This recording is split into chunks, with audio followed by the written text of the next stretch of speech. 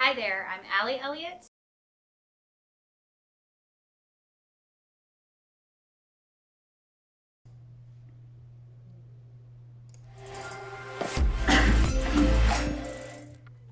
Hi, I'm Allie Elliott, and I'm back. And we are going to start today on a brand new composite. This is for a client, so this is her story. And I'll share a little bit that with you. And then in compositing, when you start from scratch, there's a lot of kind of tedious detail work. So we'll go over that and hopefully have some other people here and some other kind of chatter that can pass the time, because I usually have music on and am singing, and you don't want that. So, ready to get started. So, I was going to pull up a bunch of these to begin with, and I didn't get it done. And you've seen this one before because I use this same setup pretty often in my composite work. It's just a nice steady horizon that I can get, I'm all tangled up, that I can use as a base. So let's see what we can find here, what we're looking for. I've got my base, sort of.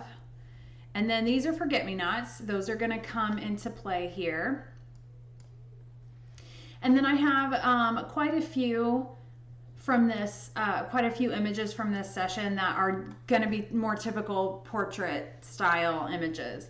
I'm not going to worry about those too much today. I'm going to focus on the composite work. And I've got a lot to get started with here. So right now I'm just looking at her feet. So I just need the bottom half. And that might be it right there. So I have this idea all sketched out, this whole concept all sketched out, and I know exactly what I'm looking for. So hopefully it will, that part of it will move quickly. So when I've got it pulled up here, I just, actually I'm gonna have a different skirt even. So this is just her feet. So I'm just gonna pull, I'm actually not gonna start with that. I'm gonna keep going through here and try to find these are the forget-me-nots. And I wanna see if I can keep them, there we go, nice and low like that. Actually, that one's perfect, except that it's right up against the kicker light, so I don't want to use that one. But let me see, I like her hair in this one.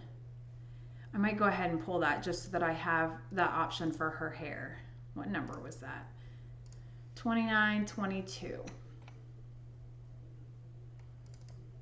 Okay.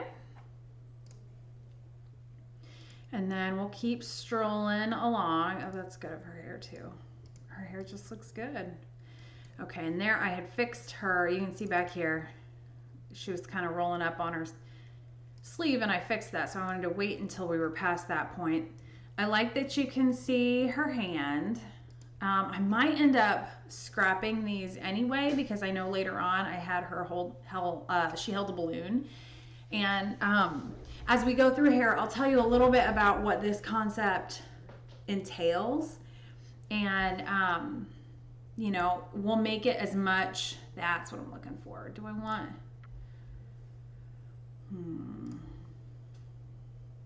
we'll do this one. I think I'll probably end up using the balloon, but we'll see.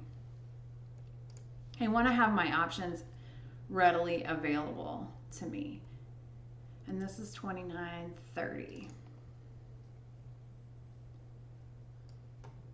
Okay.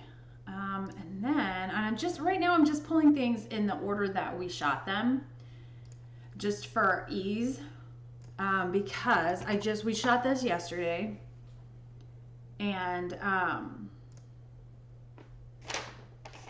so I kind of remember already, you know, the order that we went in, and what I need to grab out of each set of images. So that, I might pull this option too, just to have, I like the way they're just, the single strands are falling over her arm, but it's not completely blocking. And I'm gonna go, that's, okay. That was a good call on just doing a few. Good job, me of yesterday. 29.40, I'm gonna open that one too. So in the course of 29, I have to get that pulled up before I forget the number. In the course of a composite, I will have dozens of images pulled up just so that I can go grab little bits and pieces out of them. Now I like that it's showing the back, her hairline and her dress. So if those are two. All right, so we're in good shape.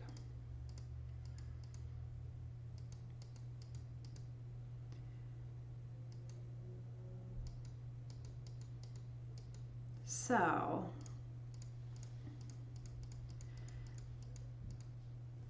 let's see, that might be it.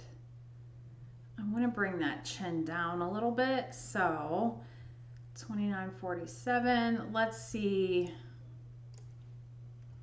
what else we've got. Because it's, I remember one in particular that we took and I was like, I might have even, hi.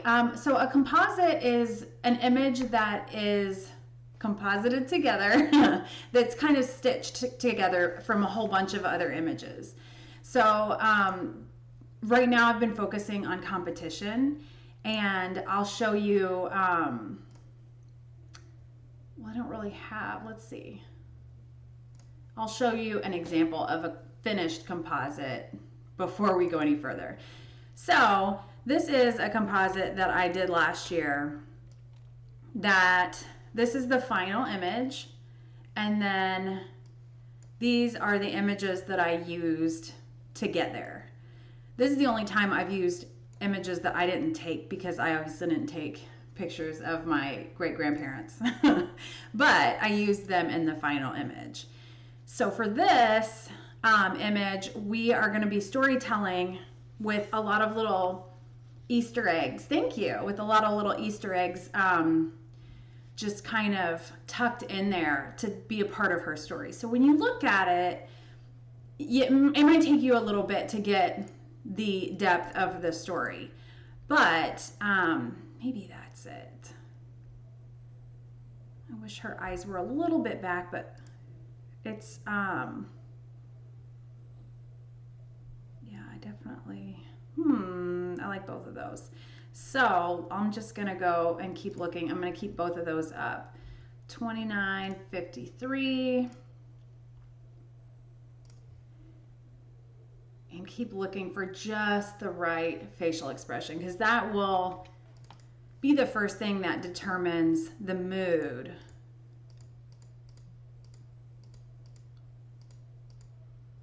That might be it. That might be it. And her body's turned a little bit, but we can fix that. I'm going to go ahead and bring that up on Photoshop because I really like that. I think that might be it. 29.65.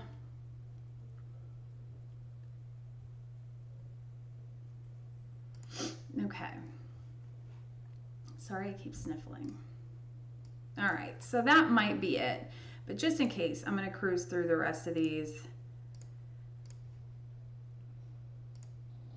And I even like these little hairs falling down on the camera right side of her. Oh, I don't know. That one's good too. What do we think? Do we want to show teeth? Okay, so the catch lights in her eyes aren't intersecting the color a ton. So I'll leave that up there, but I think I'd like to find maybe even a step later. 29.72. And this is the kind of painstaking part of compositing, is finding just the right.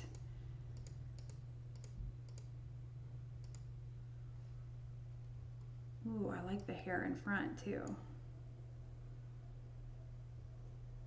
That doesn't have much of a catch light, But I'm going to pull that up to 2980. We'll just go ahead and pull all of them up because I'd like to have those options. And sometimes I'll just build a couple different options in. Because once I get in the zone, I don't want to be interrupted by finding something or trying to find something that that I remembered from before.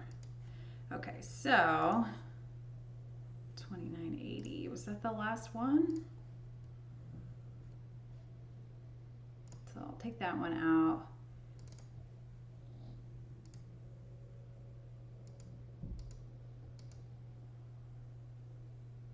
Ooh, I like that too though. See, this is what happens is I keep, I am saying that you can add yourself in a poster of Lord of the Rings. I love it. Yes, that's precisely what compositing is intended for. And when I was a little kid, my sister introduced me to this idea because she would cut out extra wallets from her school picture and tape them into pictures with New Kids on the Block. So I had to give her credit there to to the original. Let's see, did I even open that up? I got distracted in the best way. Here we go. Okay. That might be it too. And I think that's maybe the 7th or 8th time I've said that. 2985.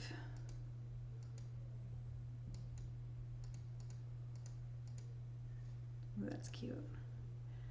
2985. A little too close to the light there. Okay, 2985. I bet that's it.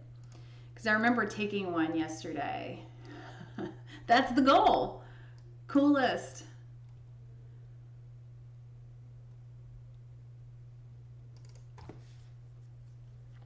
You could even have the beard. All right, so now that I can see them all together, I'm going to take little elements of each of these, and I think that might be it, because I like that one. I like her chin lowered. I like that you can see her back and the full puff of the sleeve, and that's kind of obscured there. However, I'm going to hold on to that because I like the smaller flowers.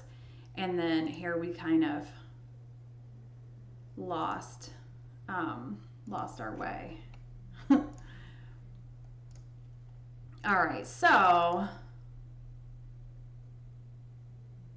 I need, actually, I'm going to go in each image and kind of mark visually what I'm going to pull from that. So I like her hair and her sleeve and the lighting there.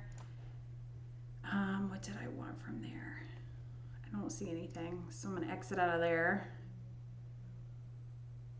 This might just be her arm. I'm just kind of circling for future reference. That was going to be a face option, but I found one I liked better. Like this one. And that was an option too. And I might grab actually part of her hair. So I'm just going to mark what I like. And then I've got to pick one for my base. This might be it just because that's going to be my starting point. And I need to find a good sky to use as well. Okay, so I'm not worried about the sensor dust or anything at this point because that's all going to be obscured anyway. What I'm going to do about it though is just kind of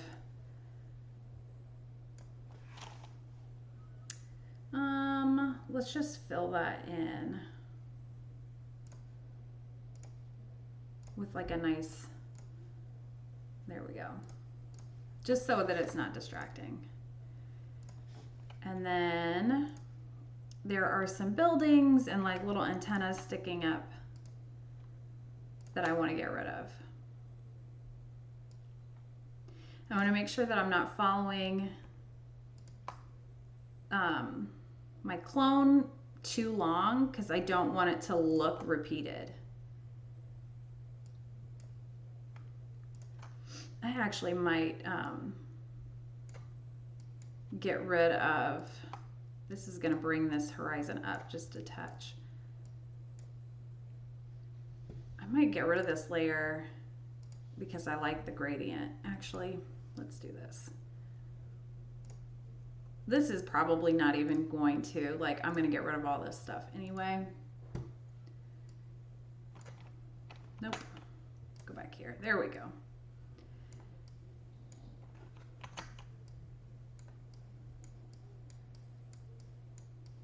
And then we could actually just do a gradient too. But like I said, I'm just kind of killing time at this point. I'm not sure why I'm doing this, but that happens.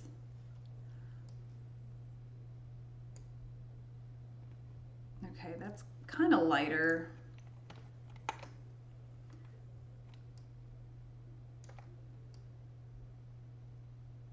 And then I'm just going to check my horizon line. It doesn't need to be perfect, but I would like it to be kind of close. Like that is a natural horizon. I like it. Okay, and I can see an edge there. I do want to go in, I know I have a sky somewhere. That's the nice thing about having been at this for a long time, is that I've got a huge library of kind of random items here and there. And then I've got all different skies, but there's one in particular that I might not even do that on stream because it's going to take me a minute to find that. I know there's a rainbow. I don't mind that one. What number is that? 3, but I would like a little more depth to it.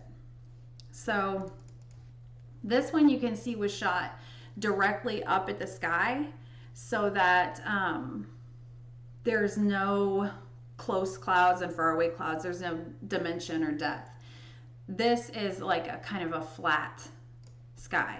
This, you can see my camera was tilted kind of at an angle, so there's more depth here. You can see this is closer to the horizon, the clouds are further away. And then there's this one. That was before they built a neighborhood behind me. So we'll just take a moment of silence for how beautiful the backyard used to be. And then these are all going to be sunsets, which is not what we're looking for right now. We're going to have a rainbow in here. The title of this image is 21 Came Before Me. So you start piecing that together.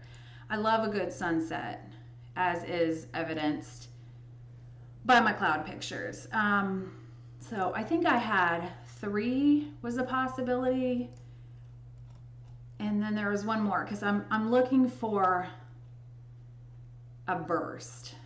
I wish I could find that one that was like a storm rolling in. When do you think I took that? Let's take a public, no, I don't want that one. Public opinion poll on when I might have taken that. I actually think that might, I like the nice light pastel colors, so I'll pull that one, even though it's really easy to find, and I have the picture printed from the other one on my wall, but that doesn't really help me. Okay, so there's that one. Let's go back to, so I always start with saving my composites with the title progress. And then when I think I'm getting close, then I title it final, and then final 1 and final 2, and all the way, sky's the limit. So let's see, this already, I I want it to not look so far away. So I either need a different horizon line where I'm closer up to the grass. I could make this into a horizon line, but it's gonna look like there, let's try this.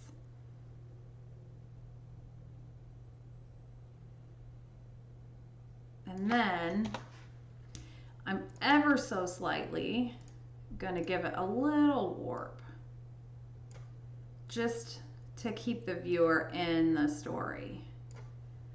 Just it's not even terribly obvious unless you see it happening. I will get rid of this sensor dust because it's pretty intense. But like I said, none of this stuff is gonna be even remotely close to, so I think I'm gonna take, for the sake of sizing her correctly, I'm just gonna take the whole thing, even though I know I'm not gonna use the top half.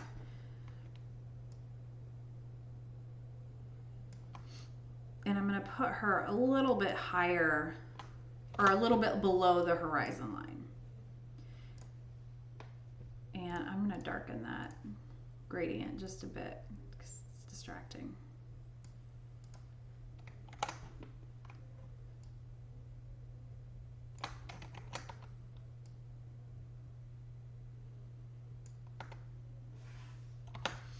Okay, so that's just gonna kind of give us a feel for how big she's gonna be in the frame. And hi.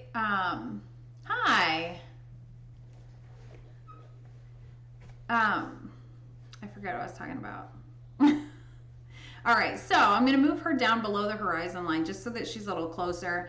The grass is gonna give the indication of, you know, where we're at in space in comparison with her. So we're not going to use the top half. We're not even going to use the dress because I'm going to make it kind of a windy day. And I'm going to make sure and take that out because that is not the face we're going to use, but I do like the hair. So that's just my reminder. Okay. So what I'm going to start doing with the composite is just stacking what I'm going to use on there, and then I'll hide the layers away so that nothing gets forgotten. And then I'm not going to worry about, let's see, I might go ahead and take that. We don't need this sky yet. I might grab this sky just so I can clean up my workspace a little bit, and then I'm going to hide it anyway. Nope. There we go. So I'll move that up to the front and then tuck it away and save incessantly. All right, so that's the face we want.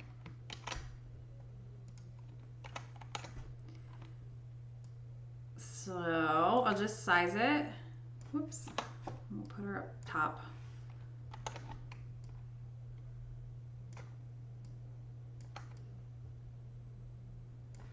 Okay, and then I'm going to mark that.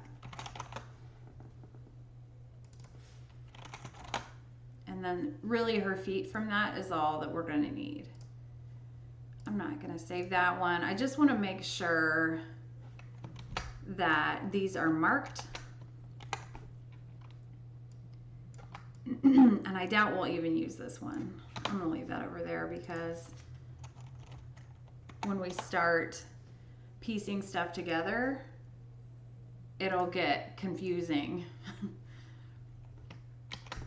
So there's the little arm we're going to use.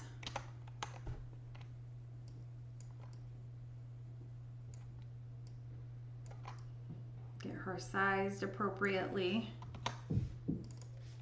Okay, so that's her camera left arm, or kind of camera forward. And then, I already got her face. And I'll grab this anyway. I don't know how I'm gonna want that to look, because I think we're definitely gonna have some wind being a factor. Let's do this over here too. Hair option. All right, so I'm gonna hide the hair options and stuff, and we'll just keep going through what I photographed and pulling things that I knew I wanted to use. So here we go, and I just wanted some movement in that dress. Oh, 8 might work, and 10. Oh, that's perfect. 30, 15, so that is a good, oh, there we go, 30, 15. Okay, and fortunately it's just the back of the dress, but that's the important part anyway.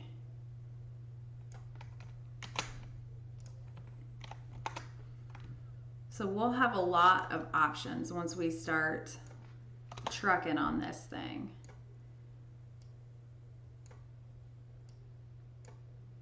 Well, here we go. Okay, and I'm gonna keep saving, because if we lost power or whatever, I will not, no part of me will remember what I did. The mouse is being a little bit weird.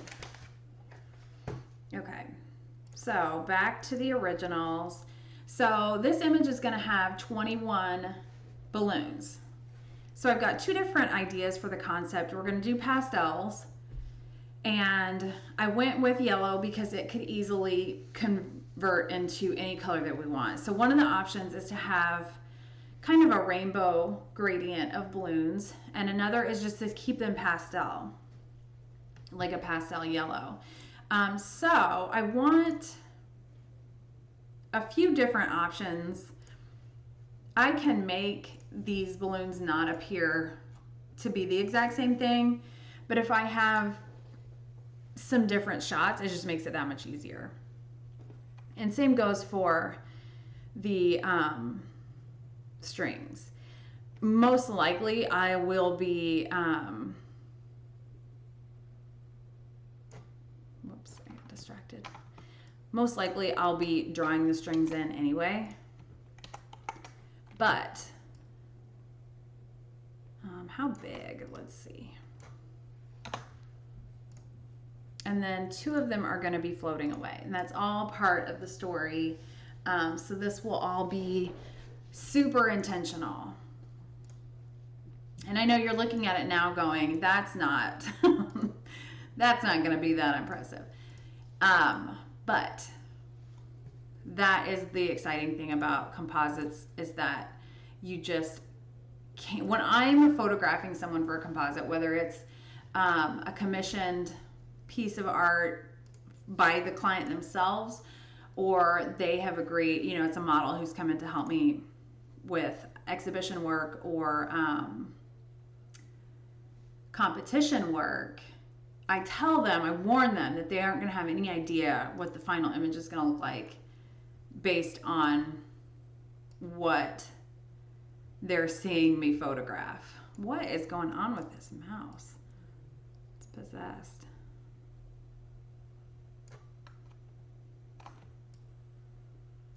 Okay, so as long as I have a few different options, I'm also, they don't need to be the exact same size, because I'm going to have a couple of them floating away.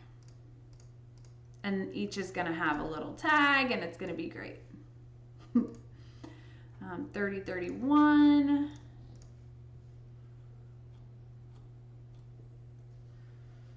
So I'm going to end up having them be a little bit sheer. So the final balloons are going to have a little bit less opacity than they have in the actual images. 30, 34. Okay, so I just want some that aren't exactly the same. I'm going to touch up every single one, but you know, whatever I can do in camera is gonna be helpful timing wise. And composites can get kind of tedious in comparison with like portrait work.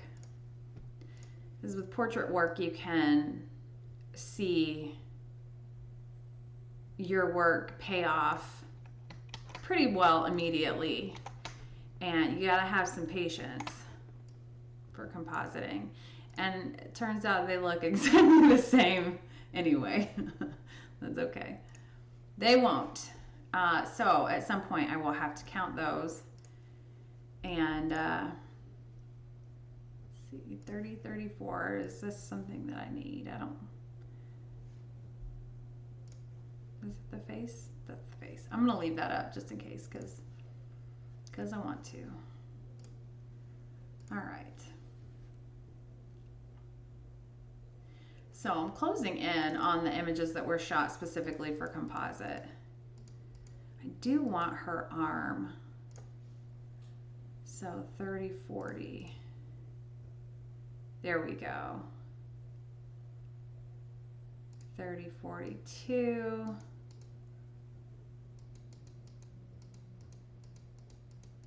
Let's do 30, 42. I think that was just about perfect.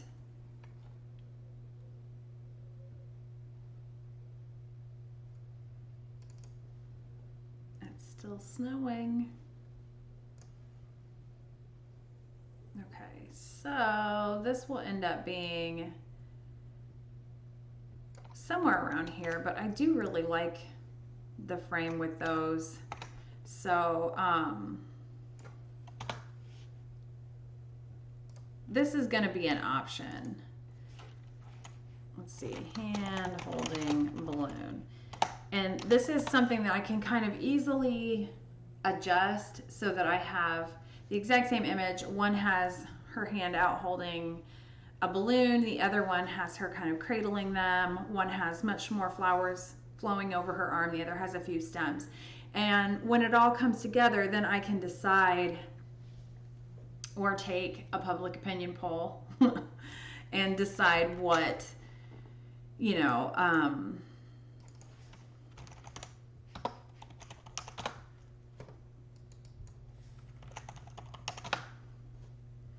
so at some point I will make these more specific than all balloons, but this way I just have a start, so I can kind of start laying out the composition. I want the sky to be more of a factor, so I may end up shrinking her down just a little bit. This client will have, we chose the size already for the wall art, and we might have a little more space up top to just bring in a dynamic sky. And this, I wanted to have the string as an option, and these were her ideas. So we're done with the composite. So now is kind of the tedious part where I need you guys to entertain me. And I'm going to delete back all this stuff, and I'm going to try to remember where that rainbow sky is, because I need it. Oh, I've got an idea. I'm going to check real quick because I just thought about it. But we're going to try to add a real subtle rainbow. And let me see. I know a client that I added it to. And I'm hoping that I just copied. I just copied it somewhere. I'm popular today. So where is my rainbow? It's probably out of order from all these, but I know I used it here. So I'll check right at the beginning and right at the end. Let's see if maybe I can pull it from. So there's a little bit of one. I'll hang on to that and I'll keep keep thinking about where I might have seen that. Okay, so now we're gonna go in here and you're gonna see kind of the same pattern over and over and over, where I will duplicate a layer and hide one so that I have a backup. But this looks like it might be actually a pretty clean. Okay, I was worried about that highlight, that it might, I'm gonna keep her shadow because we'll go in and manually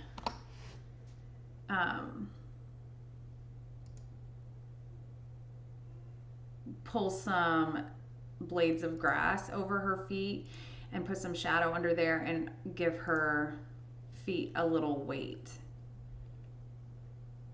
And I'm going to take part of this skirt too because I know that the windy skirt that we have,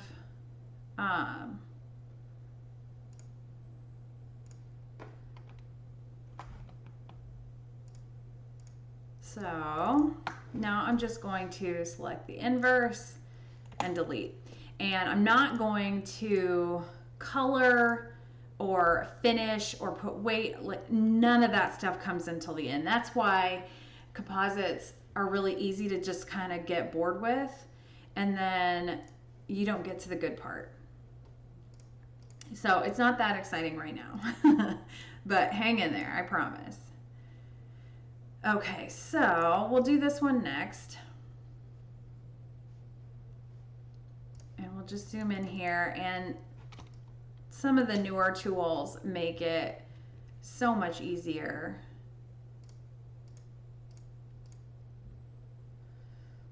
And now I wish I had kept, I think I might actually just pull one of these images for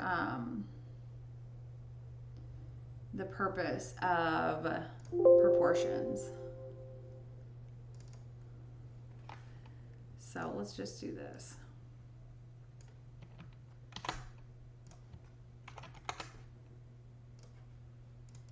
Back up. And she's just going to be a visual reference. All right.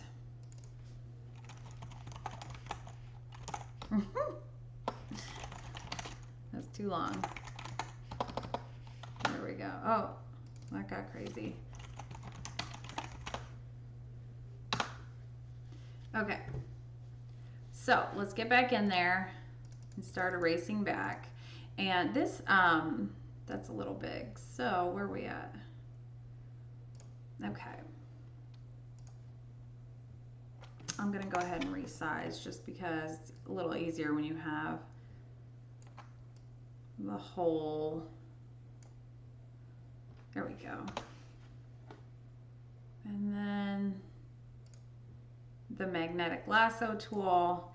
I'm starting with, I'm gonna go way around that hand because it's so close to the backdrop color that I'll just handle that.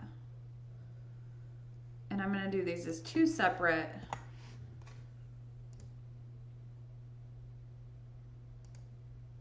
And same down here. I'm just gonna go around.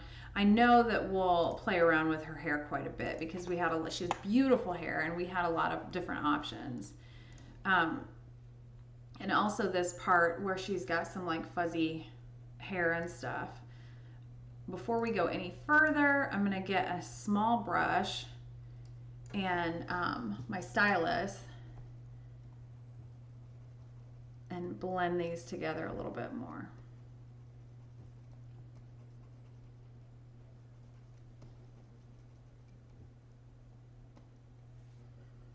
Okay, and then that seam not lining up is probably going to change anyway because I know we've got the little, I can't see that at all. There it is. But we'll just make life a little easier on ourselves. And then the whole thing is going to move up until that lines up. And we're going to go back to our feet and warp that edge back That blue on blue is like hard to see.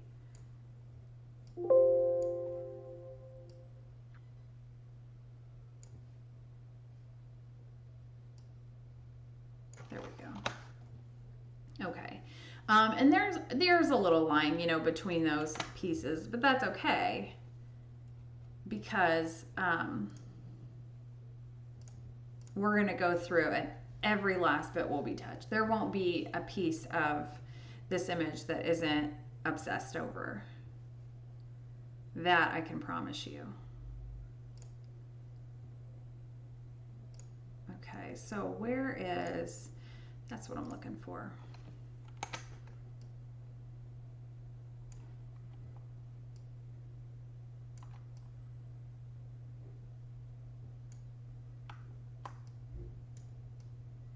Okay, or is it a different angle or something here? Or this, I don't know, that sizing, that skirt's not matching up. There we go, that's a little bit better. So this is gonna be a nice, there's my neighbor's monster truck. You always know when he's leaving.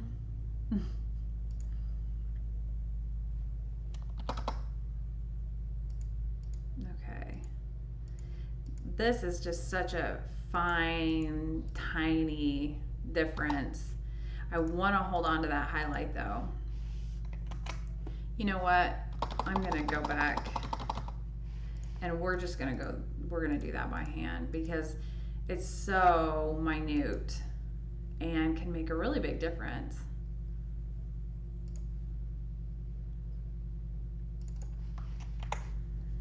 Okay.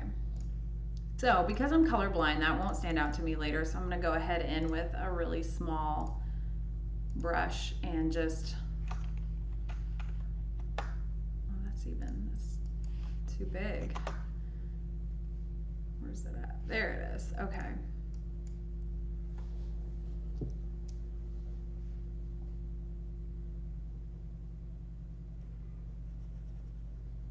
Okay.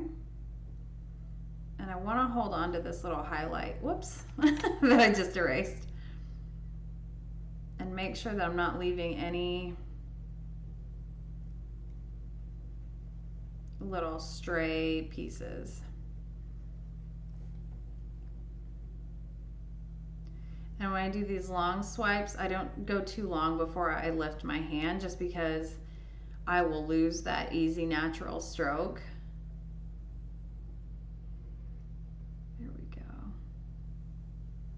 But I want to make sure that edge is nice and clean. Oops. And this is when music comes in real handy.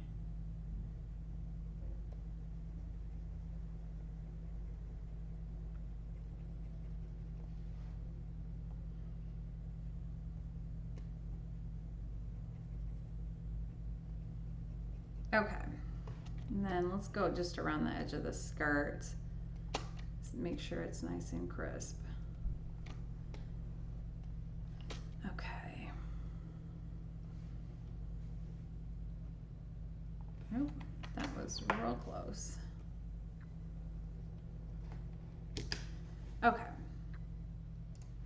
So again, it doesn't have to be perfect, but it's gonna start getting us where we want to head, and that definitely needs to be warped. I'm a big fan of warping like everything, and you have to be careful when you know, it's people or skin or anything like that, but with fabric you've got more leeway.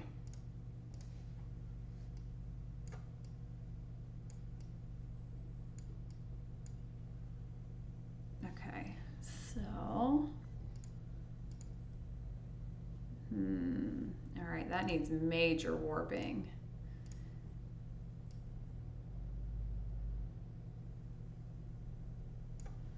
Okay.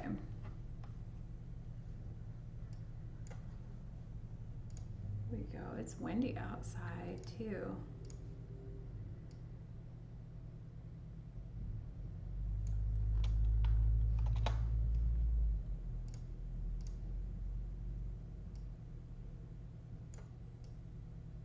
I'm just gonna erase that back and be super careful that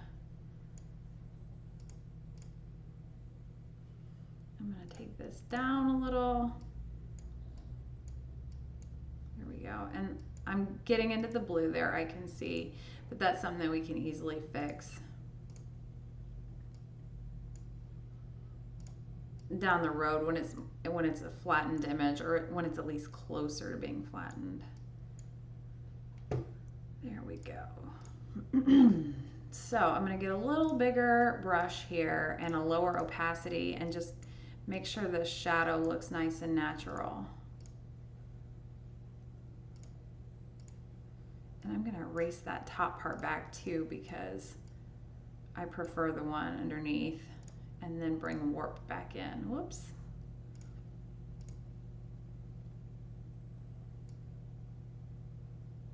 You see that nice crisp kind of waistline or whatever it is in the dress. I want to hold on to that.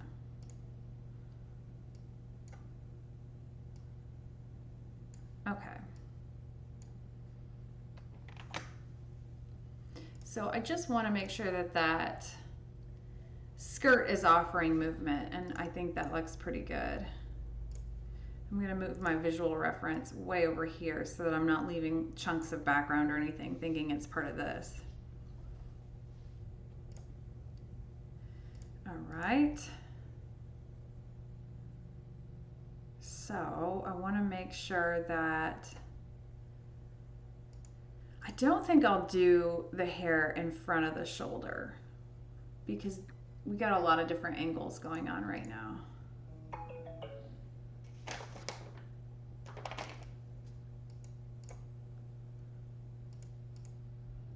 Okay, so we'll be real delicate, and I'm gonna duplicate this layer and then hide one so that I can go back to the very beginning if I need to. And this looks like it's sized pretty well, but it's its perspective is a little off. So that's an easy switch. Now see, this is where I get into trouble because I didn't save. I need to go in and find this. Oh, you know what? It might be, yeah, I'll have that. All right, so let's go along here real bluntly. Let's see, I already,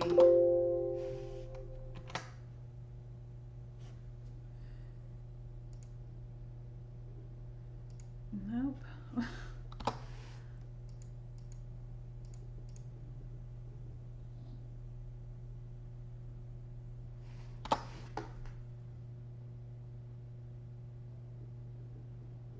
Okay.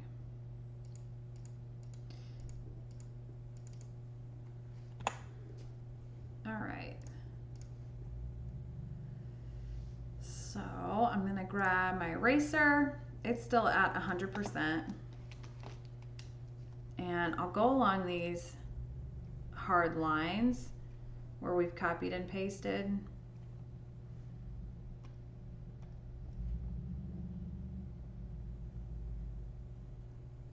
Oops. See, I get a little crazy and then I have held on to it for too long.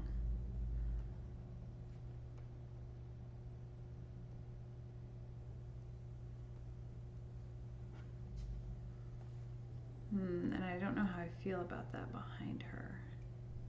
There. Never mind. I do know. I lose my little mouse every once in a while. All right. Whoops. I don't want to do that. All right. Oh, actually, maybe we do, because that is just kind of duplicating what we already.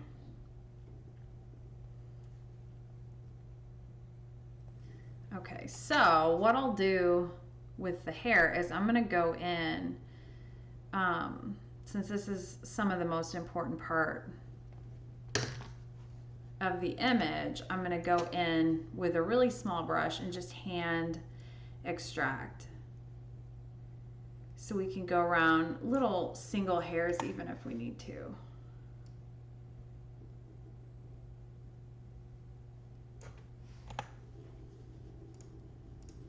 Okay. All right, so we'll go down to a 5, and that might even, that felt kind of big.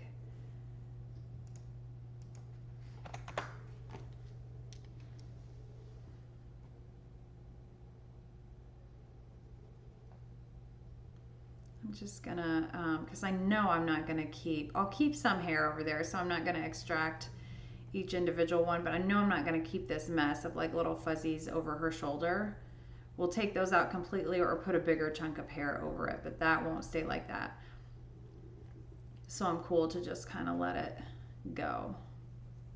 You know what? I might want to keep that one though. Here we go.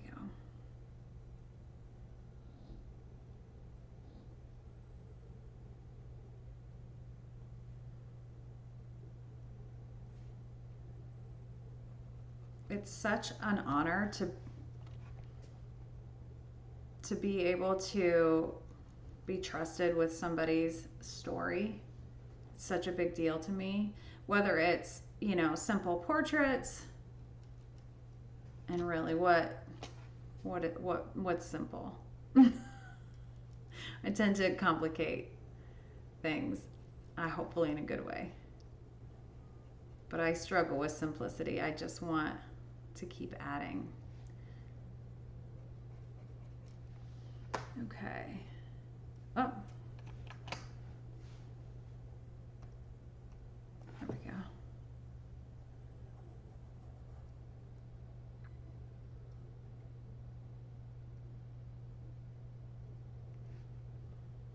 Make sure I don't leave any little strays.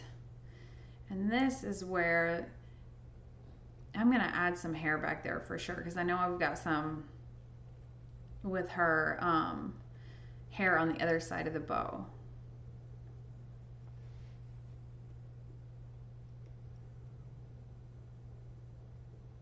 Here's where I need entertainment.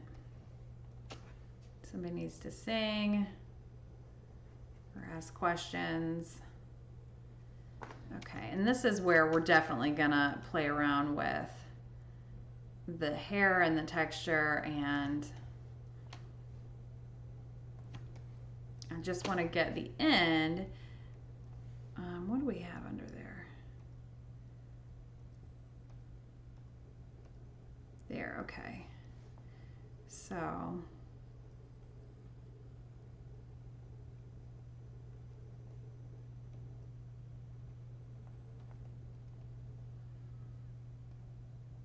oops. Okay.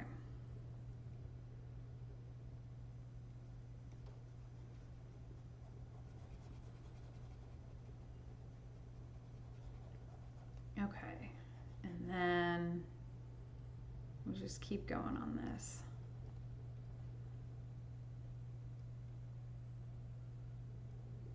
It's so quiet.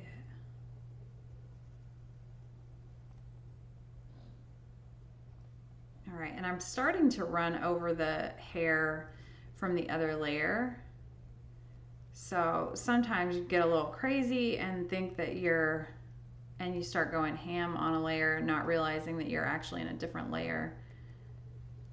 And now I'm gonna lower my opacity down to like 50%, whoops, and run like a 2 pixel stroke, just for a little flyaway, like baby hairs, just for a little texture and depth.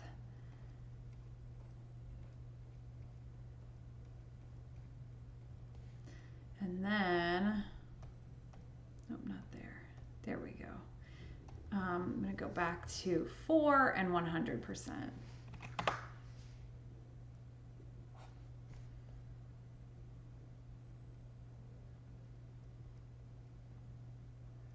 And see, there is where I thought I had.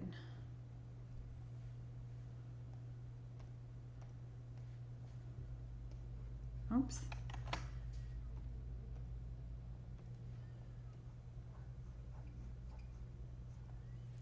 So we can use that highlight, but we don't need, so let's just back way up.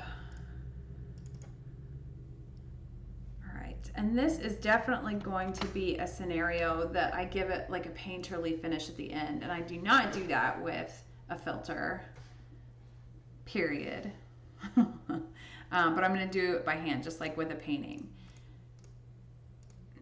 So we're missing this chunk of her dress, but what we might do is just add her hand holding the balloon. What do we want? Give me some feedback here. Let's do this. I'm going to duplicate this layer and then hide one. So I have it as an option still, and that's a little big.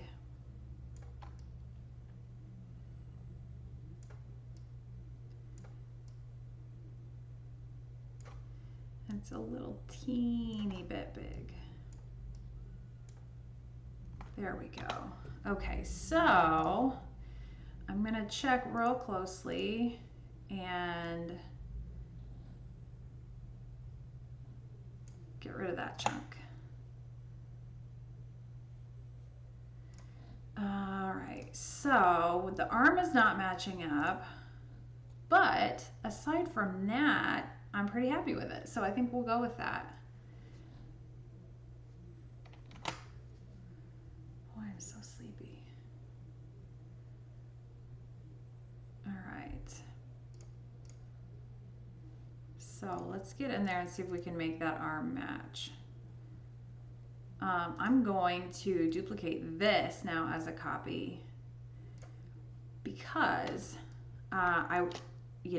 if I want to go back, I want to go back to where I've already cut off that unnecessary chunk. But I still have the old one too if I absolutely need to.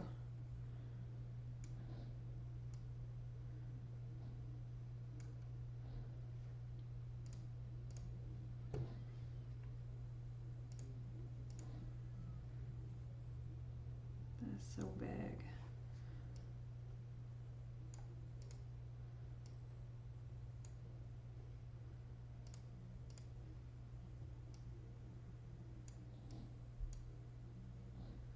Okay. All right. So I think the easiest way to go about this, because we've got leeway in the dress, but we don't really have leeway up here. So we've got the skirt, the face,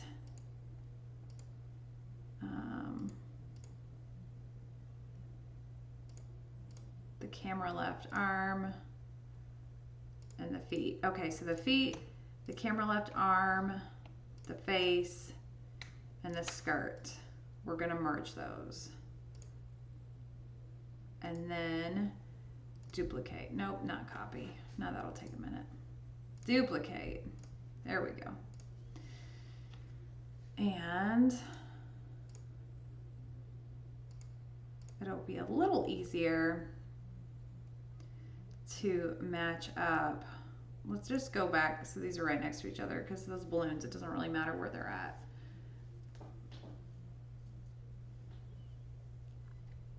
I'm all tangled up in my microphone. Okay. So let's get back in here.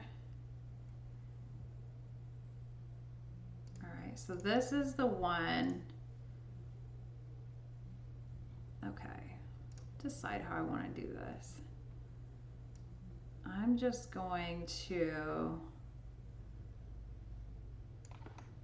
copy and paste and then warp, because this littler section that we're copying pasting will show less. There we go.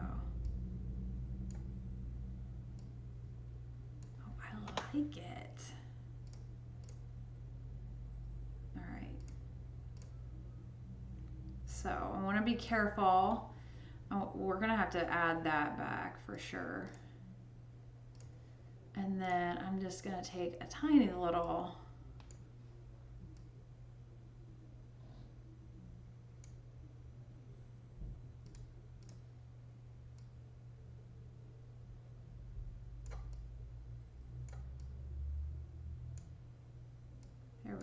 and add those stems back in. And we'll actually bring this whole leaf in. And then when we go in there and dodge and burn, it is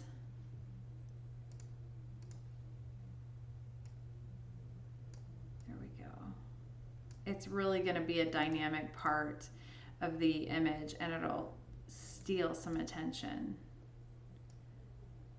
Keep that highlight. Whoops, okay. So now we go back to here and duplicate and hide that, and we're going to warp again because we're going to make her collar match up. Super easy. Whoops. I say super easy and then I have to redo it. There we go. Much better.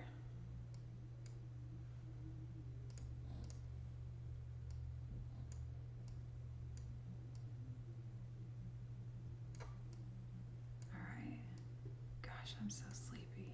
Nope, I don't want to do that. I want to make sure we go back over that because that's little stray hair we ended up having to take out anyway. All right, and I just want to warp that top corner again because she's not, if I can see it on the blue. There. And I'll be super duper careful.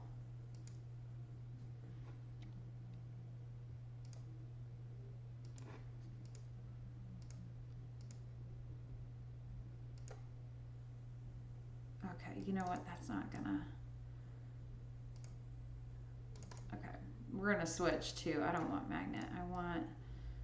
We'll just eyeball it and run along the edges and go in there ourselves. And then I can see what's going on underneath. So that's hard to not just fix it right away. I probably could have done the magnetic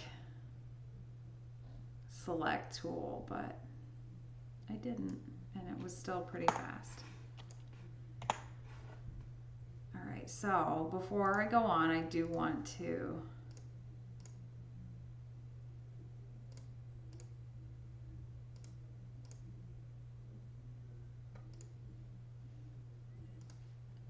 I'm gonna duplicate that layer and hide one and then get rid of whatever's popping through there. Whoops, I don't want to do that though.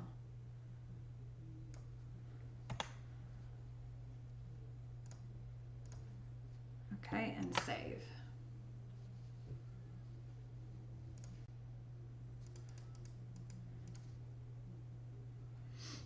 Okay.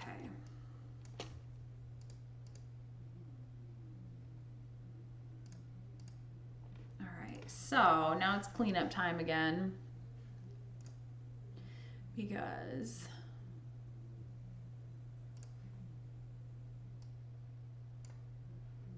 I cannot see that blue on blue. So just keep nudging these together until they both work. And I think that's pretty close. Okay, so now we've come to the point, and maybe we already did, where I look angry and squint at erasing back. This is going to be a really fun one to see finished.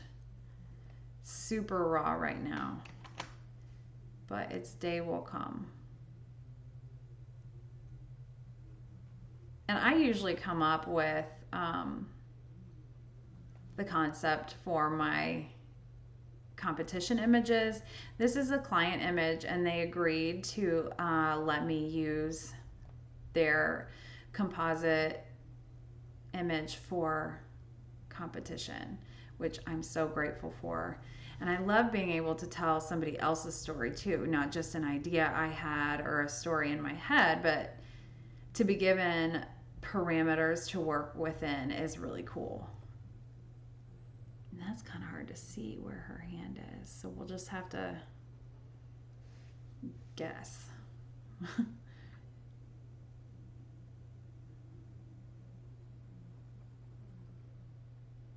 Let's make sure her knuckles aren't pointy.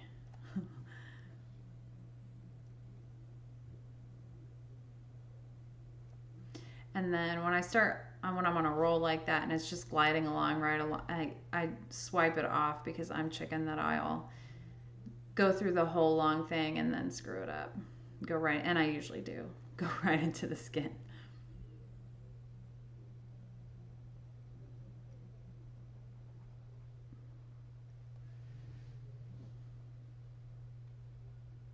Okay.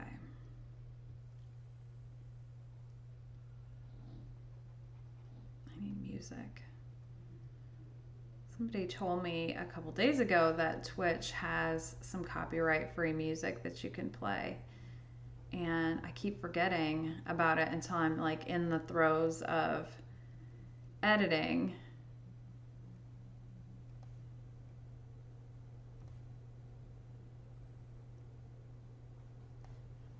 Okay, so we'll just leave that little sliver of string, and then I'm gonna go ahead just because it's satisfying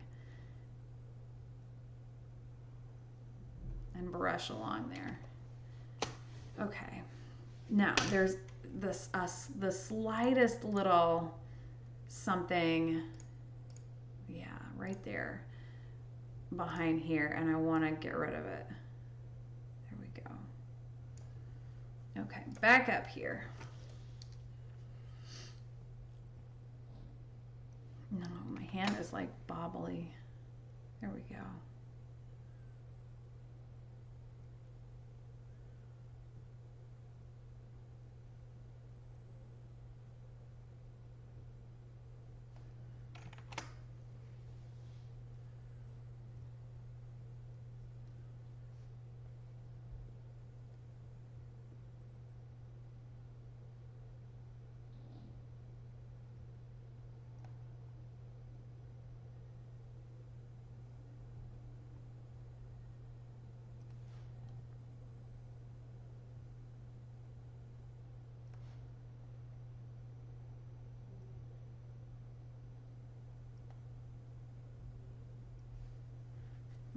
See, just like that. Where I could just fix it down the road, or I could have not made that mistake to begin with. Okay, and there's another one. Or did we just got something? Nope, it's not that one. It's that one. We've got just like a little tail sticking out. Okay. And I cannot wait to get in there and dodge and burn around her hand and really make this image like sing.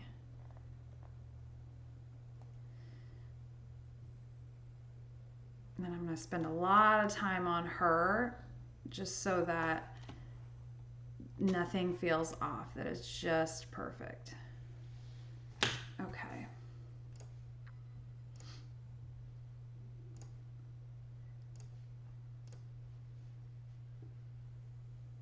All right, I'm going to save that as a Photoshop document. And then those are the forget-me-nots. So I've got to add some of those into the ground too. So those are going to be another layer of like little Easter eggs. Okay, so we've got her feet cut out, her dress cut out, her flowers. I really like just the few strands hanging off. I'm pretty happy with this so far. I do want to do a quick little swoop over the line of that dress. Right there. It's so minor, and that actually looks like it needs to be sharpened a little bit. I'm going to duplicate this layer and then hide one, but I'm gonna I think maybe from the warping. I don't know what's going on there, but I'm going to sharpen that up a little bit so that it just matches.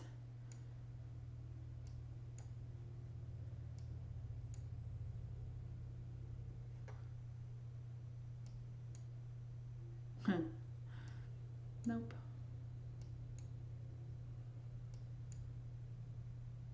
That white is really... And I might end up just going in with some other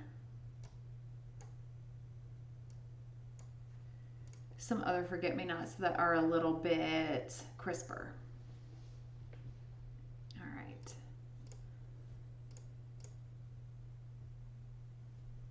And make sure that her arms are still lined up before we flatten. Okay, it looks good for where we're at.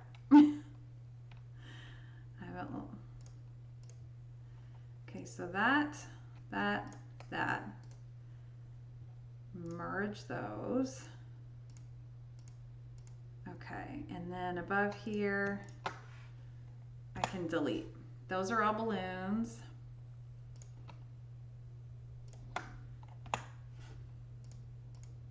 Okay, so I'll duplicate there and hide one. And then I don't need those anymore. And then save.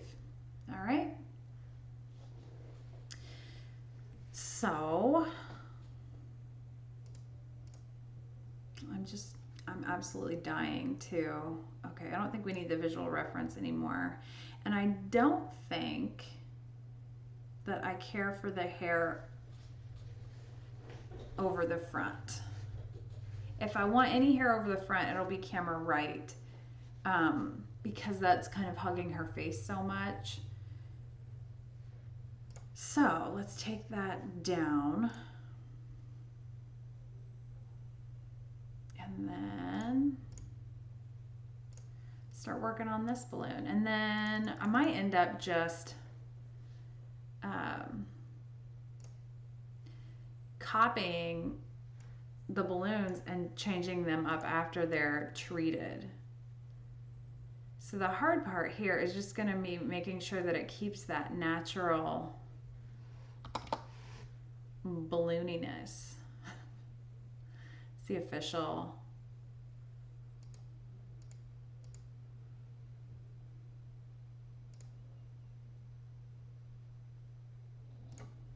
Okay, so that got weird down here.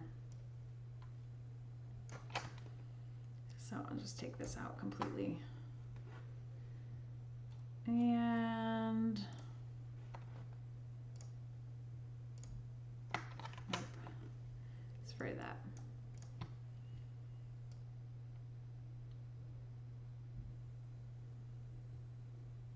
And I'll just go along there because that really doesn't have to be perfect.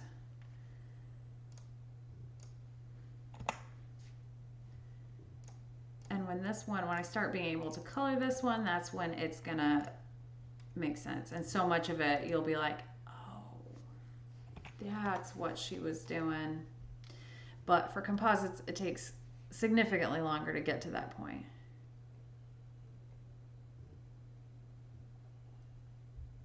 I need coffee.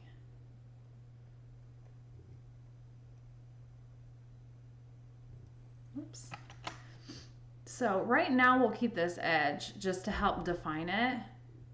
But then when we drop the sky in, we'll do kind of a reflection almost and take some of the opacity out of the balloons. See, I do that every time where it's perfect. And then like my hand spazzes out or something. Totally out of totally out of my control. Nothing I can do.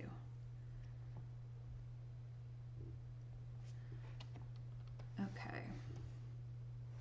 And then we'll go over these with,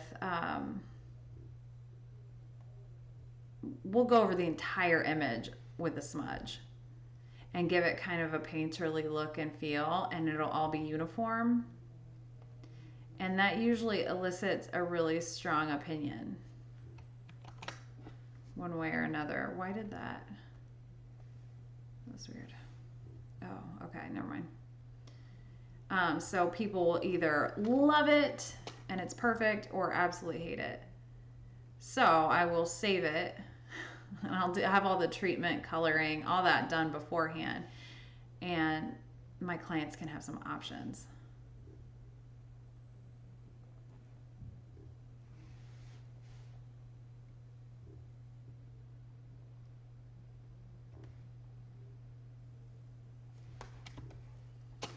And this won't.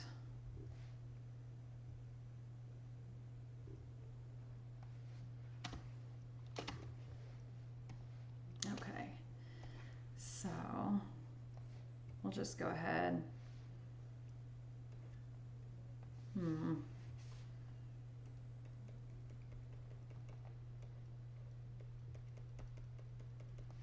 Because this is on a separate layer, I can do this without, why do I keep saying that's annoying. I'm annoying myself. I can do this without smudging the sky or anything else because this is its own separate layer.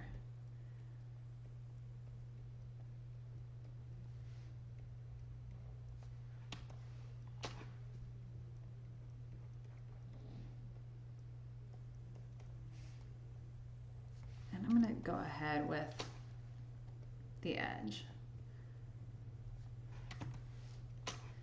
And I need to remember where that sky is because I have a sky where there is a storm rolling in, and it's exactly what I'm picturing for this image because it's kind of a sky that looks like right after a storm. You know, right after a big storm and you come out of your basement, if you're in the Midwest, you don't go in the basement, the first one, that's just the test siren. And then you just use your senses to tell you when to actually go into the basement. I think I've only been in the basement. We built this house 8.5 years ago. And I've only gone in the basement twice for storms. And this last time it was just kind of like, well, it's finished now, so let's do this. But when you come out and it's like sunny and you go, wait a second, where'd the storm go? That's the sky that we're looking for. That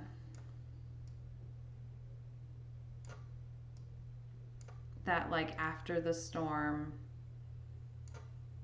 Okay, that's the yellow that I want. And that is big.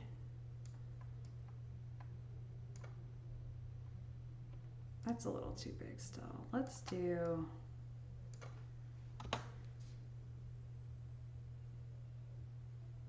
I'm going to copy that or duplicate the layer and hide one.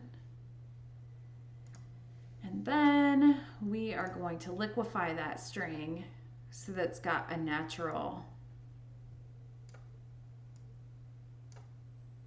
And then if I liquefy on both sides of it, it should give it, it'll thin it out just a little bit. Whoops, moving the whole sky.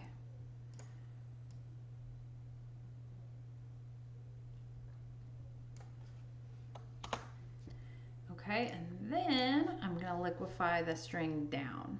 And I don't even actually see it. So I'm going to have to trust. Do you see it? We'll go somewhere around here. We're really winging it. Hey, look out. I'm on a roll. It worked. Okay. So then I'm going to take just the bottom and flip it, since I have just that section selected. Whoops. this is going to be hard. I'm going to keep selecting. I'm going to have to zoom way in there since it's just that tiny little string. Oh, you know what I can do though is I'll just act like I'm going to transform it.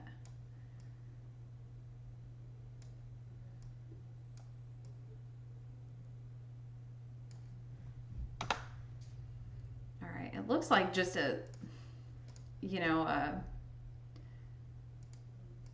like a swipe of the brush. So I'm going to liquefy this one too and bring the other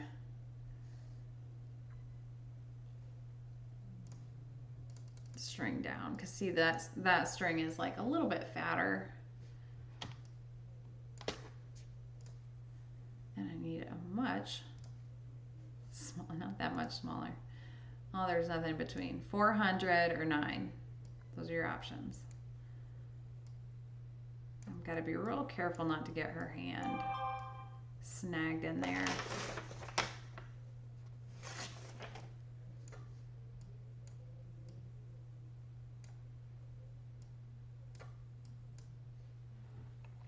That's a little much.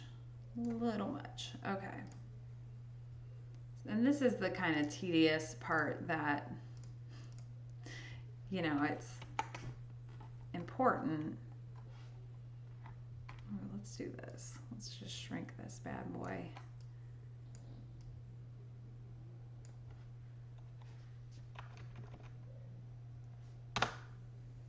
There we go. When we go in and kind of hand brush everything, all that stuff will smooth itself out.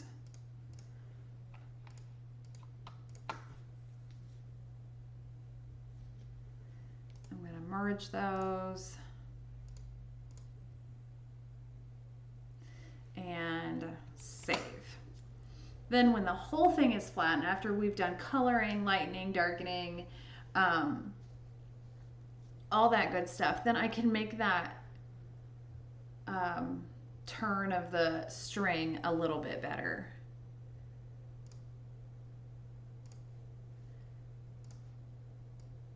Oh, where did, if I'm have something selected to transform, then it it'll select it and not make me. All right, so I have a list in my email that I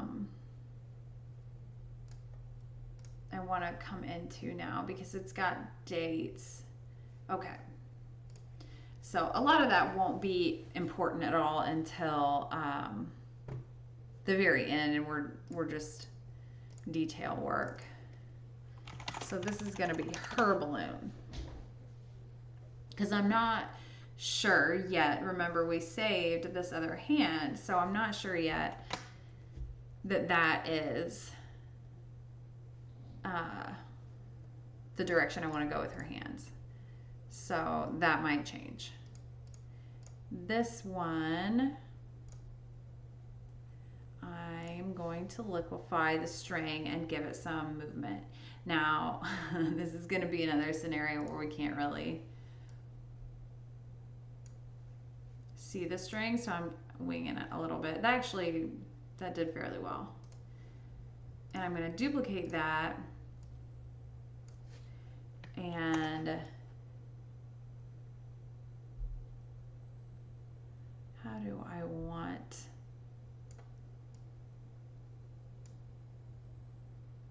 okay, so let me look at my stats here. 1, 2,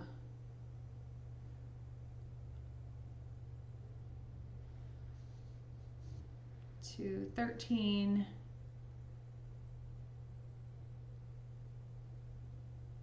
plus 8, 21. Okay. I'm doing a little math, and I'm going to write that down.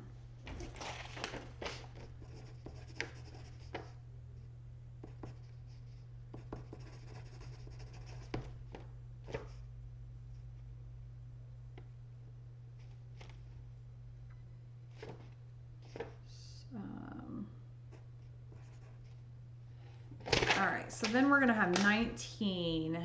We'll have 2 kind of floating away, and then 19. And I can tell you, we are in the very, very early stages of this composite, but I can tell you already, I'd had an idea that I would either want to, that I wasn't sure what I wanted to do as far as the balloon colors, but I think I'm pretty well, I can see that I'm gonna wanna make them very, very light pastels, just almost no color. But I feel like that's gonna have a lot more, right now I feel like the yellow is distracting, even being the pale yellow that it is. Okay, so we're winging it again. I can't see that at all. And then one more time. It's easier when it's not just like a,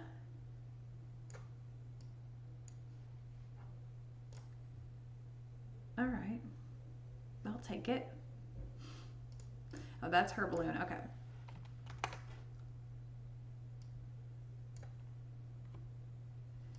So these 2 are gonna be smaller.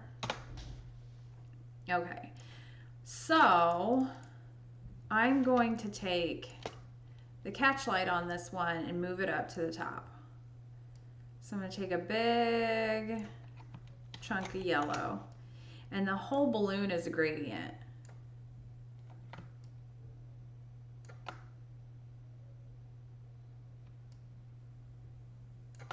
So I know I'm going to have to warp, but I'm also have to be really aware of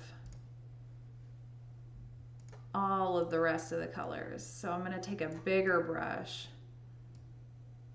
to go along here. And then warp it. You know I love a good warp. So I want it to bend with the balloon. And the reflection in here is obviously from my studio lights, but we are going to have to make it be from the sky. So we might run a little experiment here.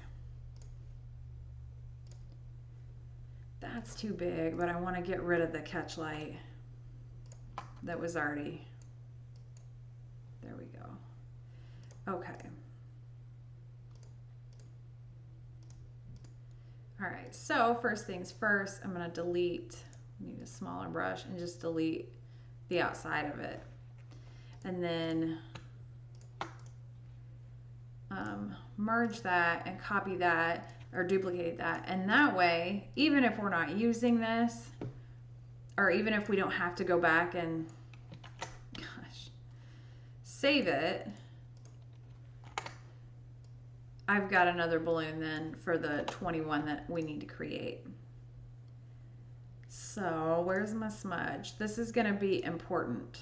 This is a really strong, 29 is very strong.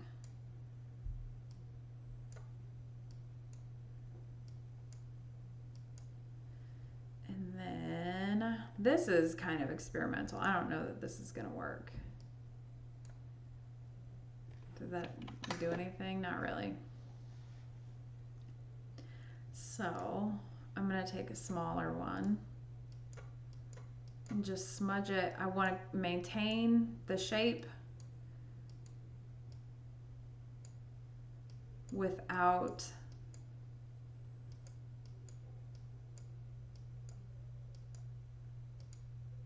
and just kind of make sure that it's a sky reflection, a large light source, and not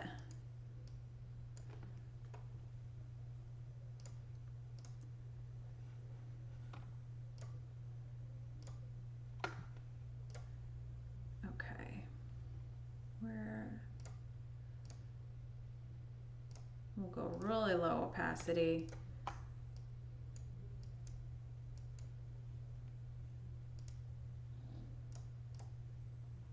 All right, and then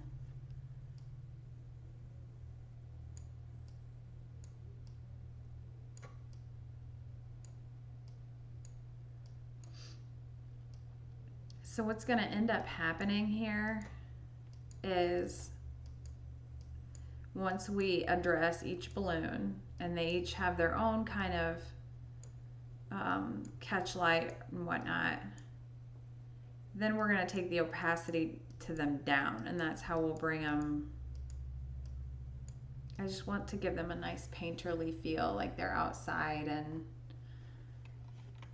we've got 2 floating away. We've got 18 kind of following behind her. And then eventually these 2, at least the 2 floating away, are going to have kind of little name tags following behind them. Okay, so this one is floating away balloon 2. And this is floating away balloon 1. And we'll save that. All right. So here is the beginning.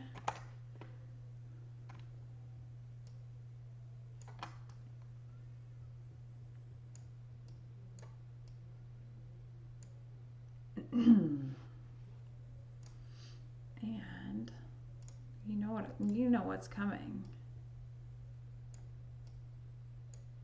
Here we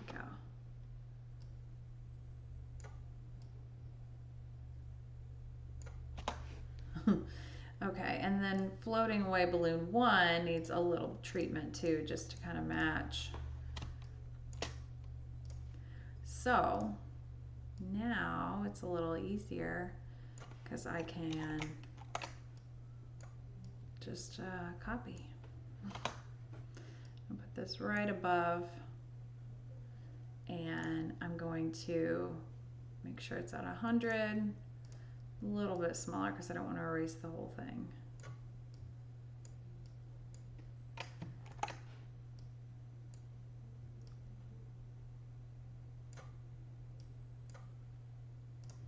And then we can warp stuff like this to our heart's content because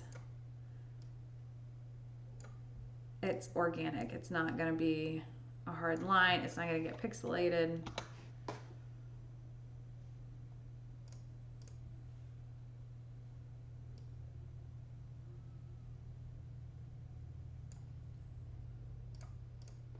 Okay. And these are going to be floating up. So they're going to have a bigger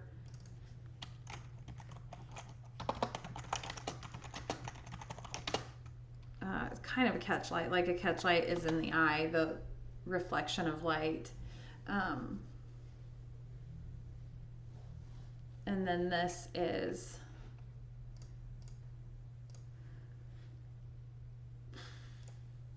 you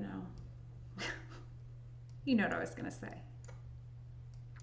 And this is the reflection of the sky, is what I was going to say. Okay, so just a little preview to keep it interesting here.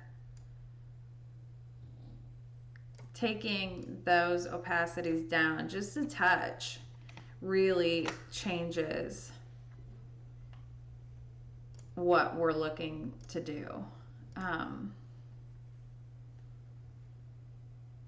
Let's see if I can find that rainbow, because we talked about a rainbow and it won't make sense without oh, there's a balloon in the outside. Let's see. Okay, so they're right up on the edge. Those are blown out. That's my doing. But I want that sky, and I'm sure that it's in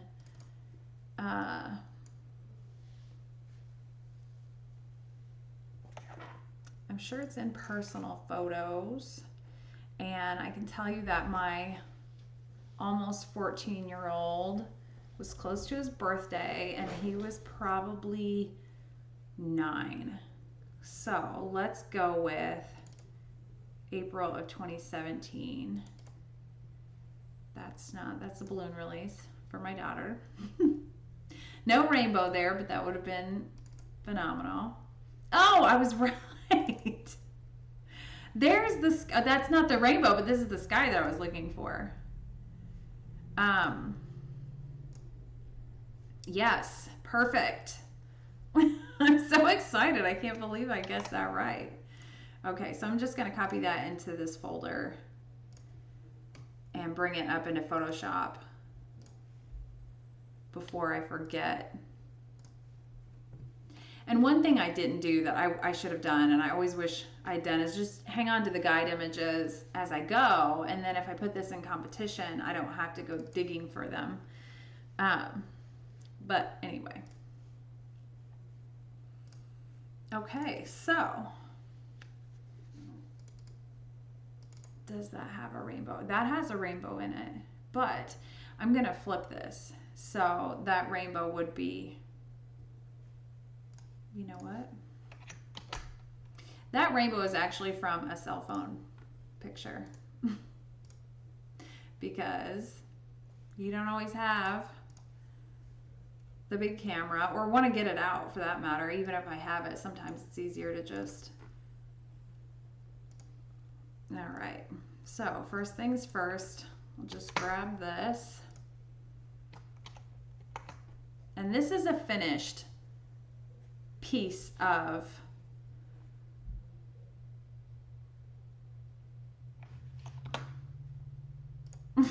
I got sidetracked. This is a finish. This is all color corrected and everything that's up on the screen now.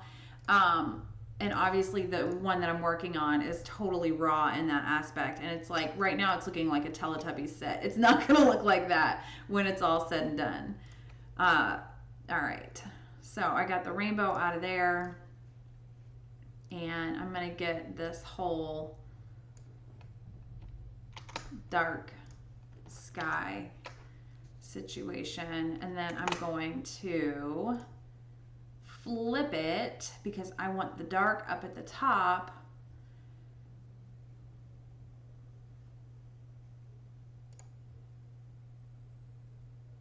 Okay. And then we'll get rid of the trees and all that good stuff. But I want it, and actually I'm going to flip that horizontal as well because I want the heavy part further away from her. Oops, what just happened?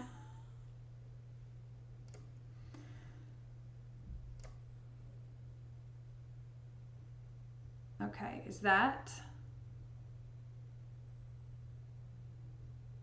what I intended? I can't I can't remember.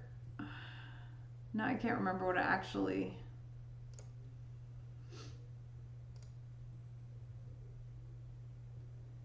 It's a little darker.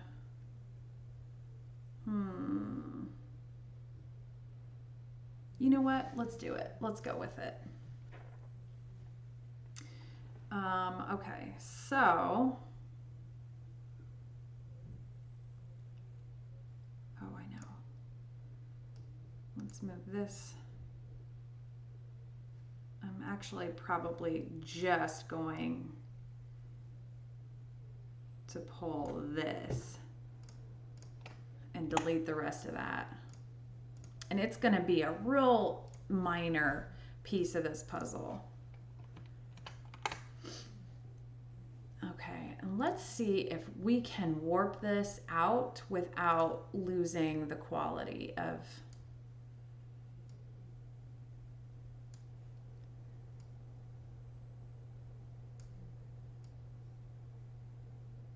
Oh, I love that light blue peeking through. That is ideal. Okay. Oh, I'm excited.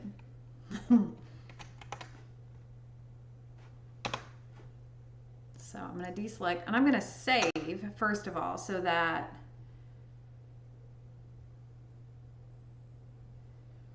okay. Now we're going to bring this up here, and it's almost going to be just alluding to pointing at her even.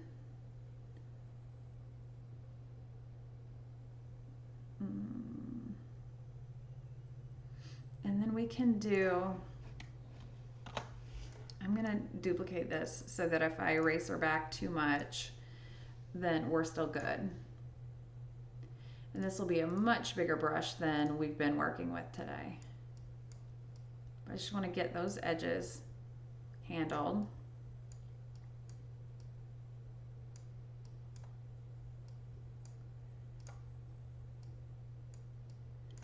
And I've got to remember, this image has been color treated.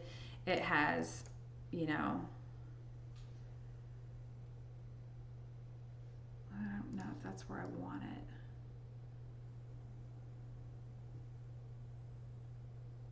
Maybe we'll tuck it away right here. Woo! Okay.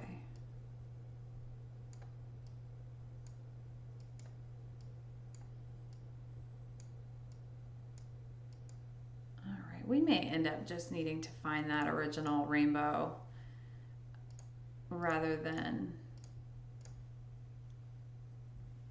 because I know that the, oh, you know what? Okay. We saw a rainbow the night that we moved into this house. This is how I find things rather than actually cataloging them and in ways that make sense. No. Oh, and there it is. That one's really, that's terrible. You can't see that at all. Okay, so that might be, let's do it. Let's do that one. We don't have to complicate it. Okay. That's going to be easier anyway, just because, sorry. And then I have the original. Okay. Then, didn't I put another sky in here a long time ago? I did. So I'm going to move that way back, or way up, rather. My poor balloons are getting lost. Floating away, number 1, number 2. And then, since we lowered those opacities just a touch, just down to 79, 82-ish%, then they're going to get some of that sky behind them, kind of a reflection visually. It's good stuff. Okay, and I'm going to get rid of that rainbow because I don't like it. I might move these down a little just so that we can see what's going on. All right, I'm going to save and make sure that took and all that good stuff. And we're going to move her up with the balloons. So again, not at all done, not at all retouched, but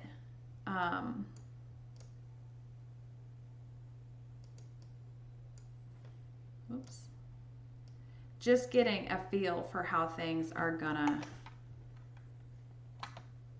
go.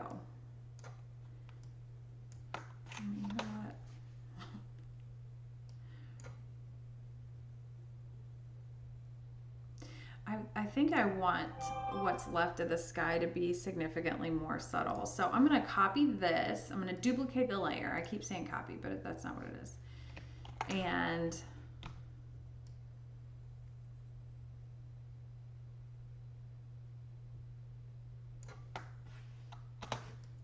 switch those.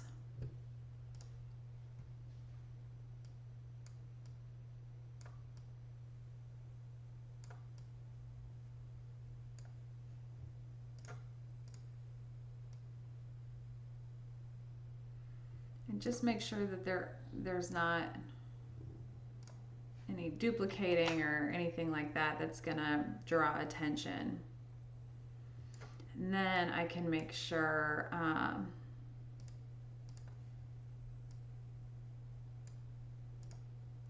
that I get a gradient of, that does have some duplication for sure.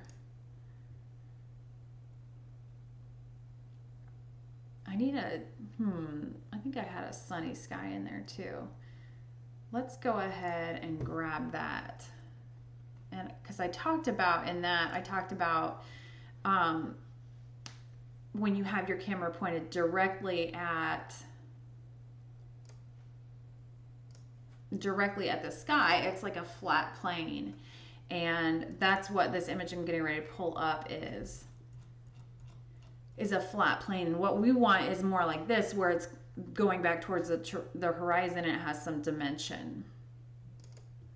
But we just want this texture. Sky number 3. Okay. This one's going to have a lot of guide images. And this is just kind of laying the groundwork so that the canvas that this is on is, and we may end up only taking the blue from this. Let's see, let's counterclockwise. Do we want, no, let's counterclockwise, or clockwise. Yeah.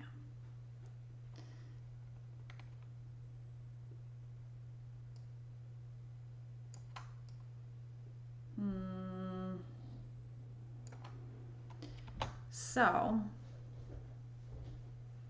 what we can do here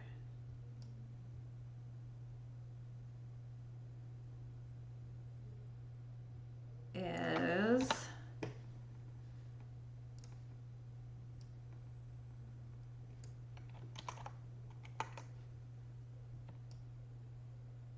just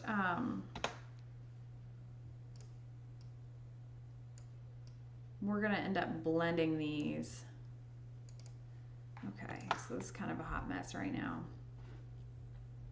But you got to go through this part to get to the good stuff.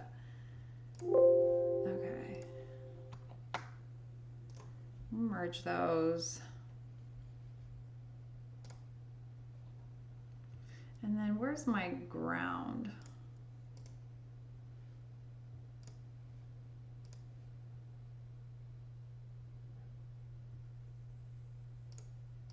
I don't even know what that is. Oh. Okay, so we're back up here. And then this is just going to be kind of dark and low contrast, and we're going to blur it out a little bit. We'll just do a Gaussian blur. Oh, I'm on the wrong one.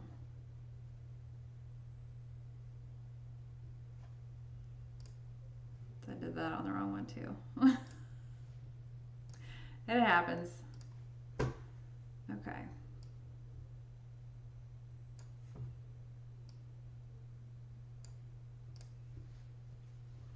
Okay. That looks pretty blurred out. So if I do any blur on this, it's going to be minor.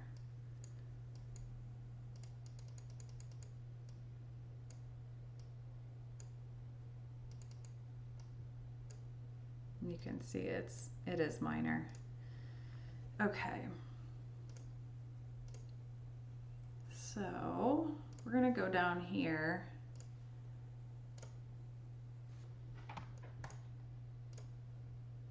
And just make sure that our horizon line is being respected by our skies.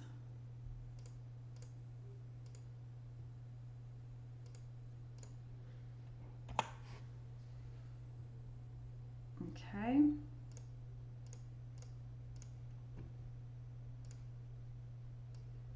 And just make sure it's a nice clean cut.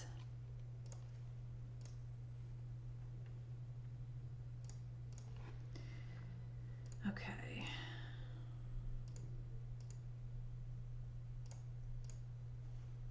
So I'll reselect. Oh, I forgot that I had done that.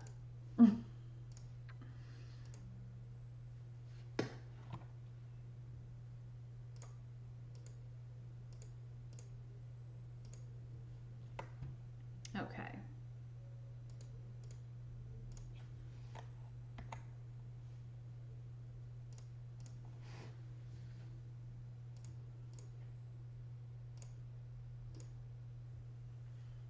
right, so I'm gonna take about this size actually. And this will all get smudged, so this will all be handled anyway. And then before we go any further, you know what? I'm gonna do this with warp. I've got a tree randomly hanging out over here. Oh, that's not on that. Never mind. All right, that might be something we handle down the road. Oh, there it is.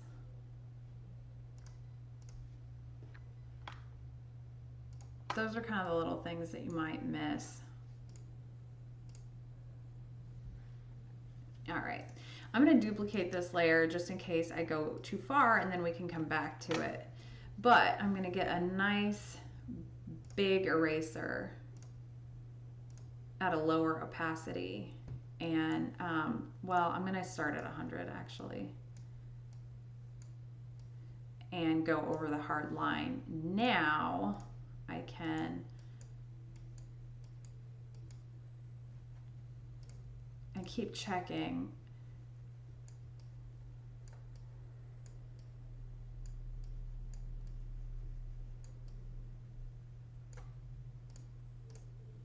There won't be a lot left of this layer. It's really just almost like a texture.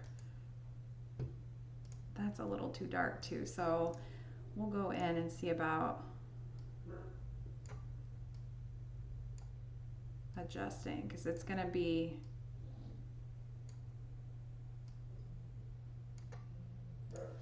okay.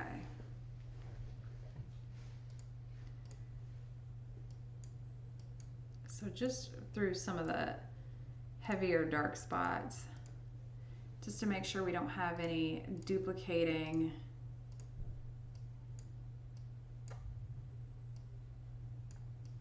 And I like the gray. That's all right. Okay. All right. So we'll eventually be adding forget-me-nots. Maybe one at a time even. I have 21 little forget-me-nots in there. And I think we'll leave the daffodils because they're wishes. I'm gonna go with a smaller brush here.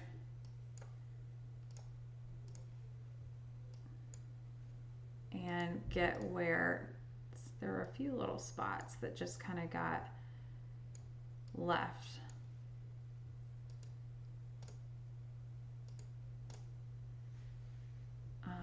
Okay. So I think I'm gonna go with a big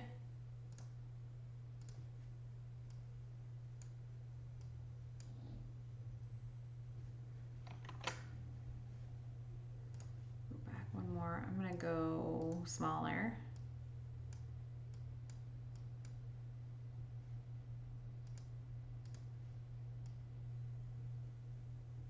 Okay. We'll save that.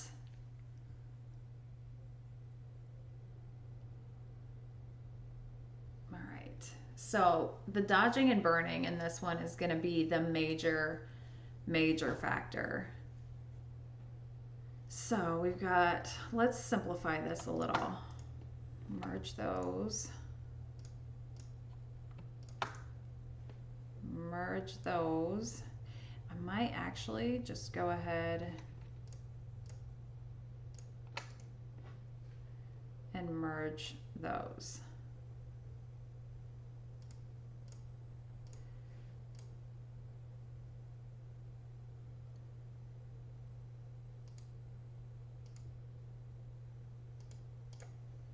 Okay.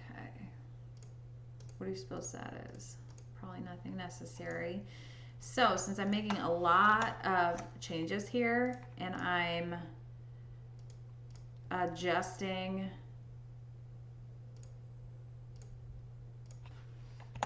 I'm cleaning up.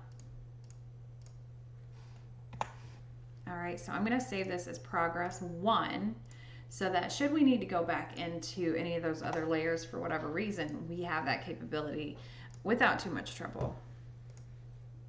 We can just turn back time. Okay. So,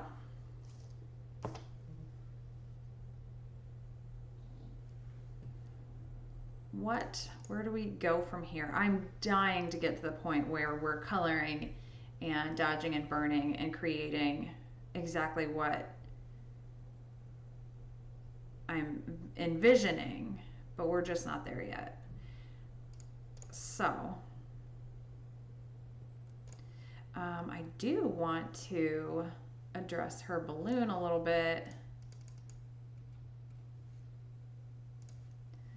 And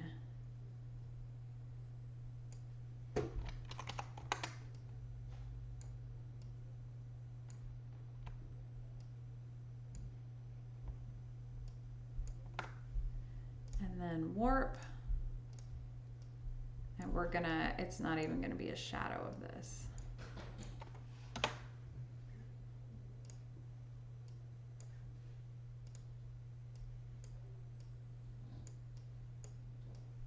Okay.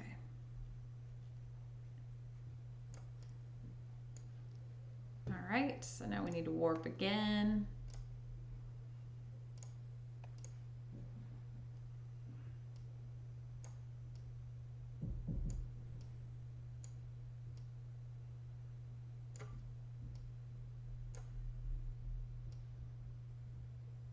There we go. All right, so there's her balloon. I'm gonna select the outside of it and then this new layer and then delete. I'm also going to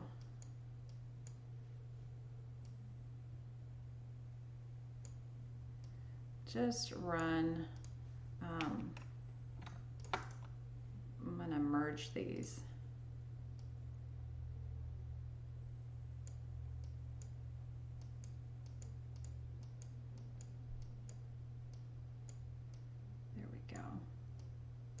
Oops.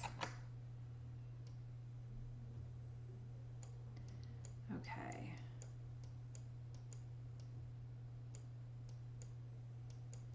I love hearing everybody's stories and then getting to tell them in my own way. And when somebody comes in and just trusts whatever vision I'm creating, listening to their story, that is just, it is honestly the coolest thing.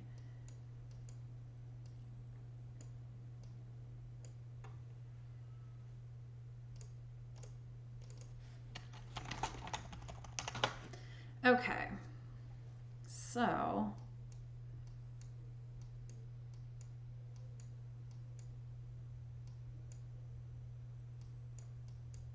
keep going.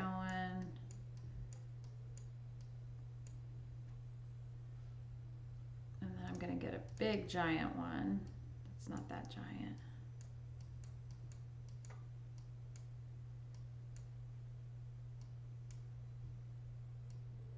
Okay.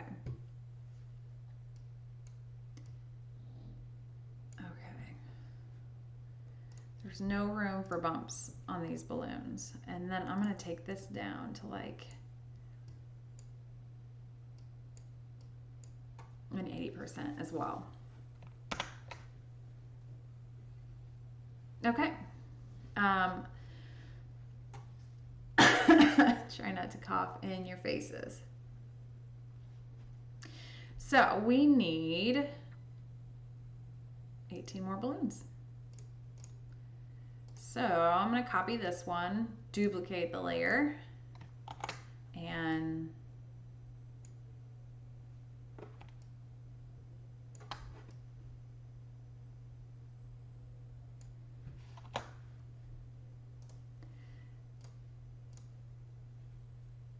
then we'll just do a few of these because they'll be tucked around.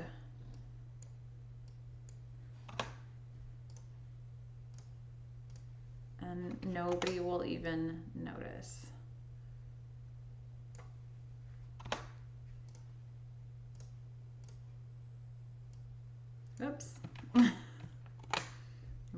just that. All right.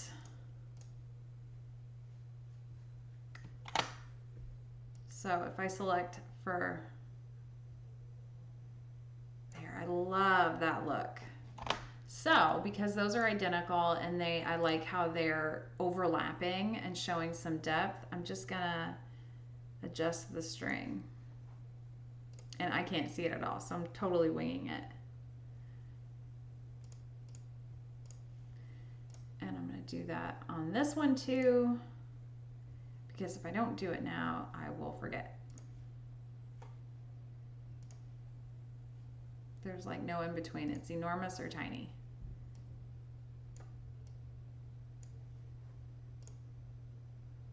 Okay.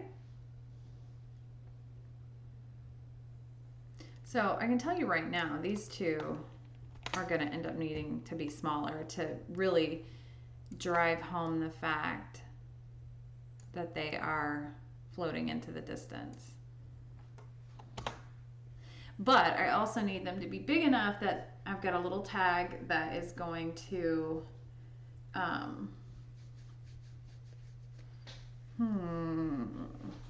So what I might end up doing is taking this, here I'll use this, taking these darker clouds, these storm clouds, and kind of creating a natural vignette of dark storm clouds, or using them as a source of a light beam to come through here. But I've got to have some light source on the camera right side of her face, because that's where my main light was. That's the main light on her body. So, all right, back to work.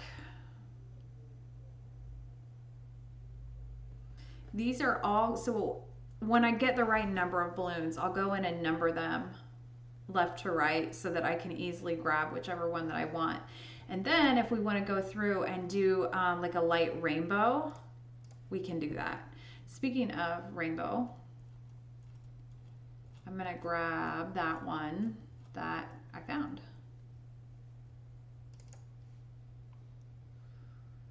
Just so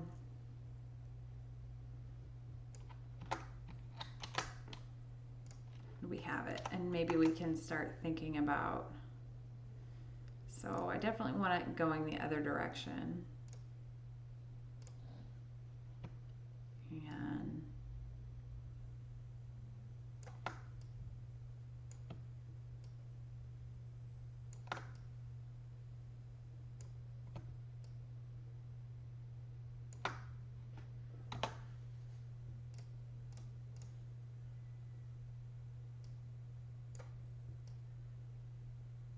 And oh, there's some sensor dust.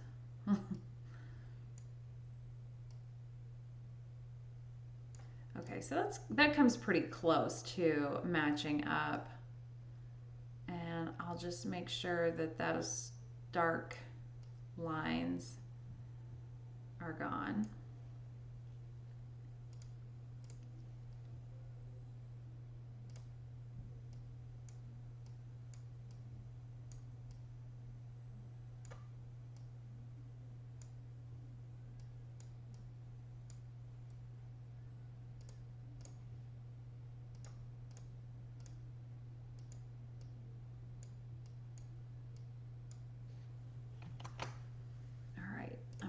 To burn this section so that it blends a little better. Whoops, that was a little bit much. So if I can get my hand steady enough, I'm going to try and dodge where the actual rainbow is, bring it out a little bit more. That's not dodging. There we go.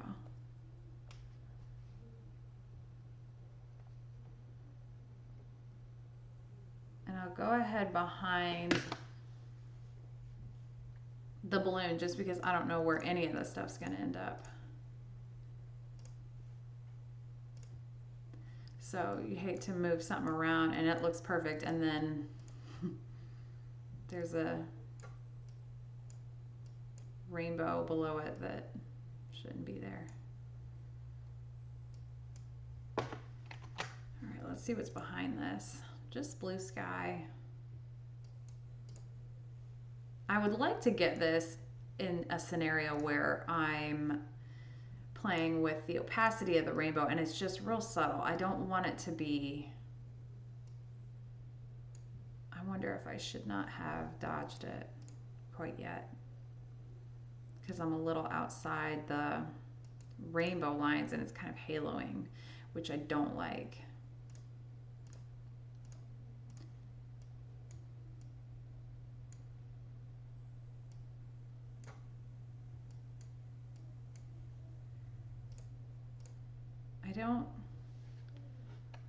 I don't hate it, but it's not quite right yet. Let's duplicate. Did I save that before? Probably not. Not when it counts. That's when I forget.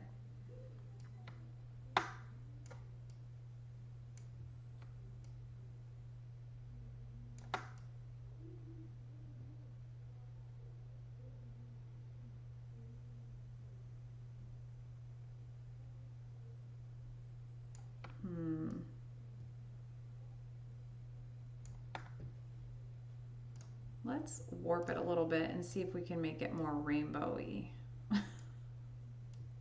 Because the actual rainbow just, it wasn't selling me.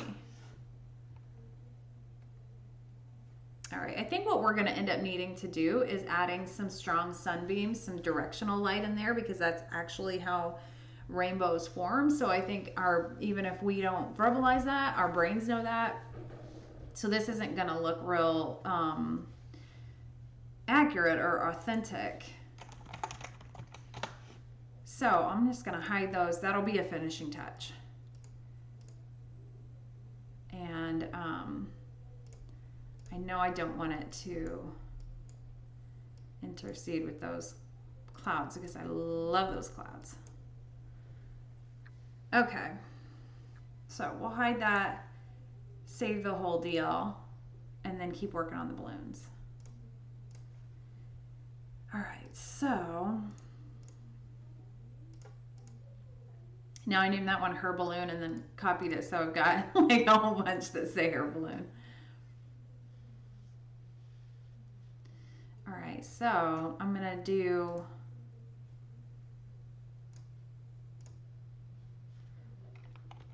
another one for her, but I'm gonna go in here and select just the balloon, which you can see there's an edge there, so I don't think that's gonna help. In fact, I might rely on it too much if I do that.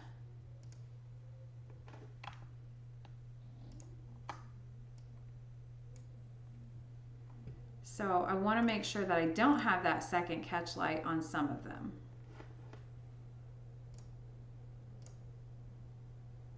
And then I'm going to copy that. Duplicate the layer.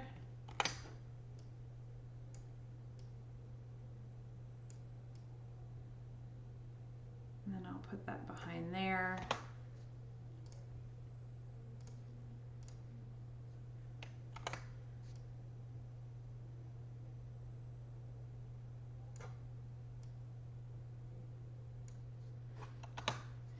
I'd like to find that one that's right in front of them.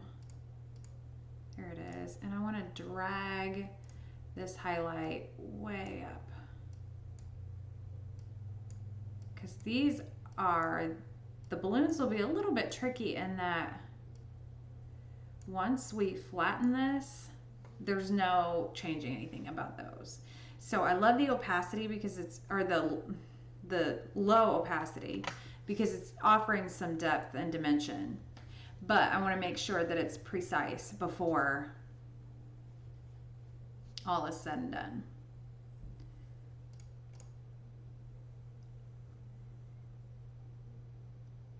All right. And I wonder if I can, yeah, I was afraid of that. So I feel like the best way to adjust each of the strings is to go in and liquefy, but it's tough because you can't really see. So I just have to go in the general space and make adjustments every time. So this is kind of a crapshoot. And really, maybe the smarter thing would have been to go in and draw them, just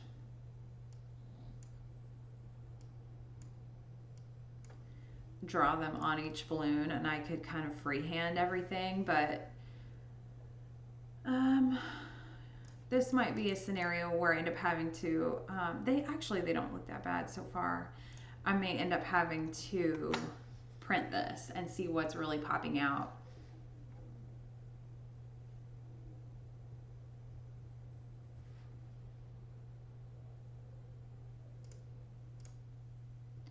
You can hear my kids downstairs. 1, 2, 3, 4, 5, 6, 7, 8, 9, 10. So we're halfway there.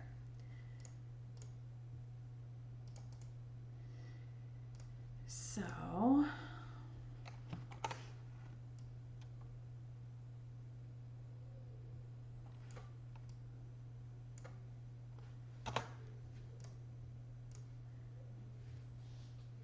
and I just want to offer some movement.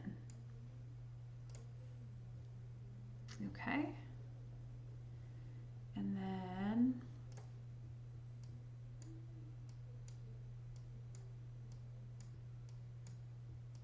that offers a little difference. Just want to give each of these balloons their own little personality. All right, this is balloon 20.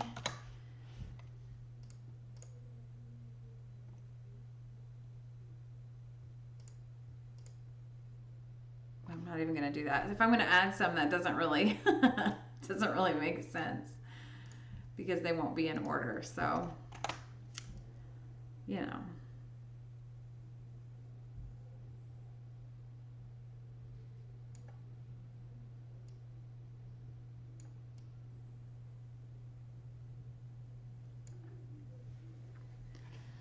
Okay. Just trying to pick some random ones so that I'm not creating any patterns.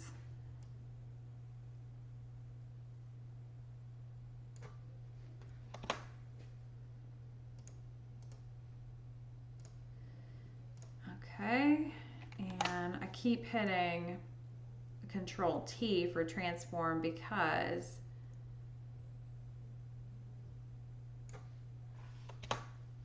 then I can pick whichever one I duplicated without picking the background, since they're thin and it's kind of a guess. Okay.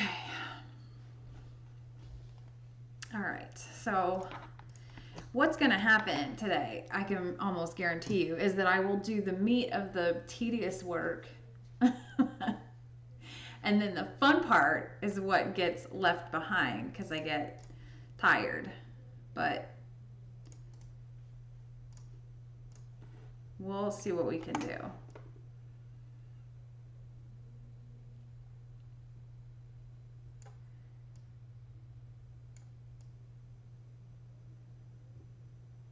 I like the body of that in between. All right, 1, 2, 3, 4, 5, 6, 7, 8, 9, 10, 11, 12, 13, 14, 15. All right, 6 to go. And then duplicate.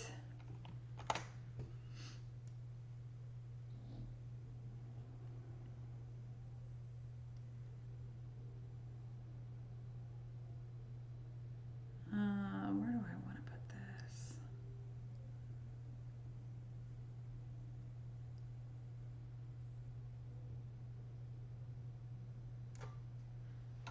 Because I want you to be able to count them, but then I want them to kind of blend too. I feel like I just counted, so I'm not going to count again. But I don't want to do extra balloons.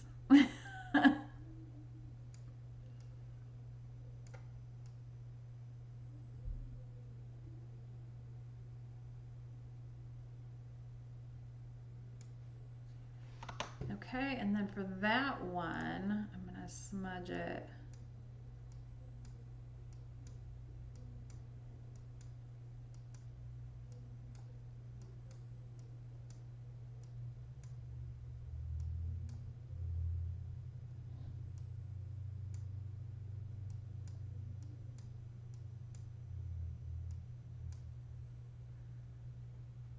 That one kind of looks like it's wearing a toupee.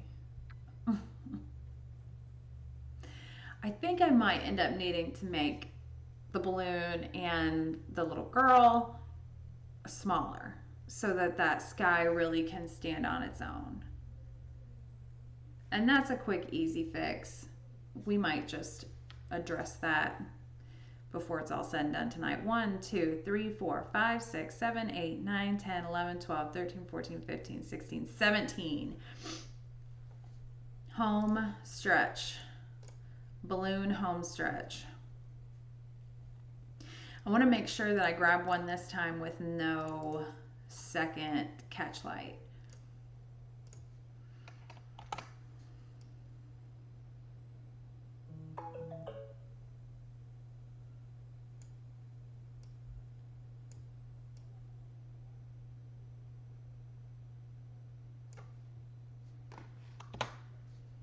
And I already forgot the numbers.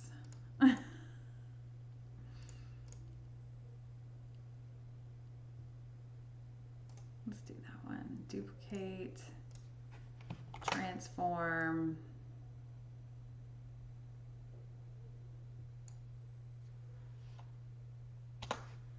Okay. And like, they're all going to be similar because if you put 20 balloons out in the sky, they're going to look really similar. There will be little anomalies, little changes, but you know, for the most part, they're balloons. And I like some of these better than others. I like that one's got some good dimension. Let's duplicate that. Transform so we can find it. And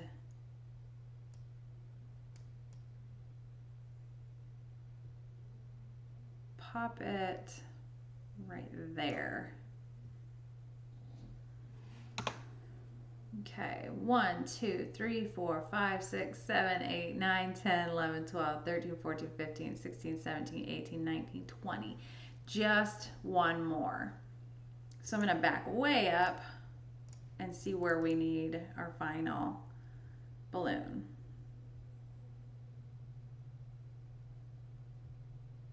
Okay.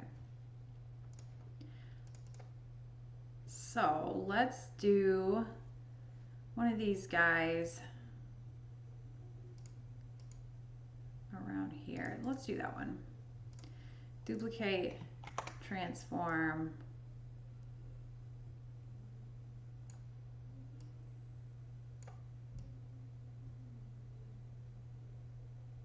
There.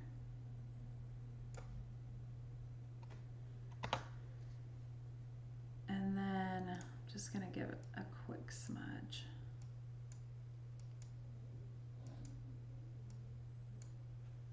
And then I want to find that one in front because it needs a smudge. So we'll just go right back to the front. I'm looking for, oh, you can't see. I'm looking for this one.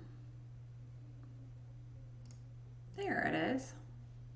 Okay, and I'm going to give it a smudge so that it's not quite so uniform with its neighbor. Give him his own unique qualities. And then again, like we'll go through and hand paint basically all of them.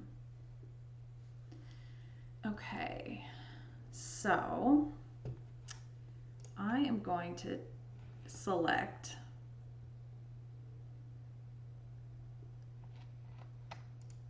all of these and her and transform them. What's going on? That's not right. There we go. Wrong button.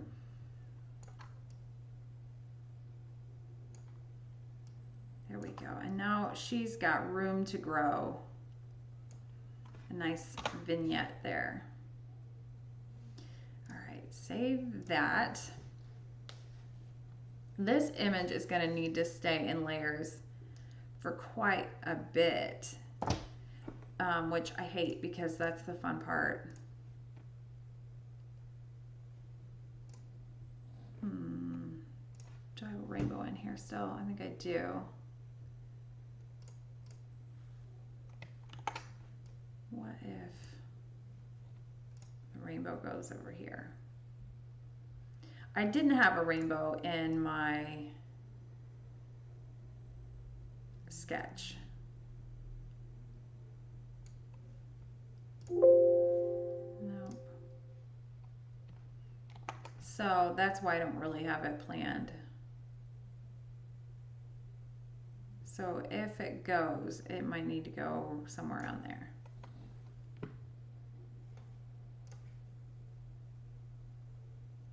I don't know. Compositionally, it just doesn't have a place yet, but that doesn't mean that I can't find one. So I might want to add some blue sky over here, some symbolic blue sky. I definitely need some, I wonder. Let's see if this will work. Kinda. All right. I'll accept it. That saved me some time. We don't want that.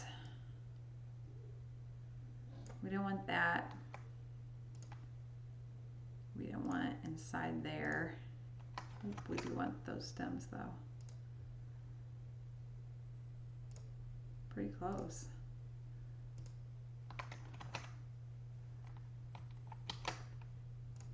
Now, this might end up needing to be like a few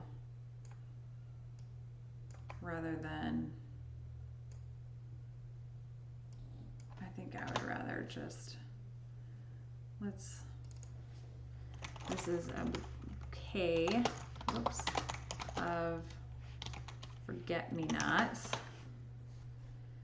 And then I'm gonna hide that because that's not what I'm going for, but I think I have some where I can just pull a few little sprigs, kind of like real forget-me-nots. Okay. So let's see if this will work a second time. Yeah, not bad. So I'm just going to delete everything but that one.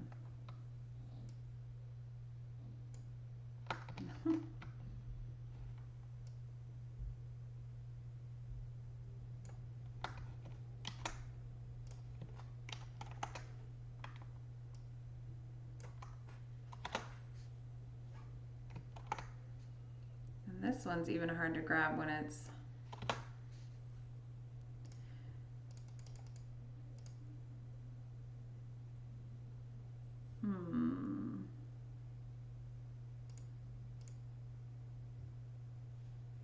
definitely need to work on that horizon line.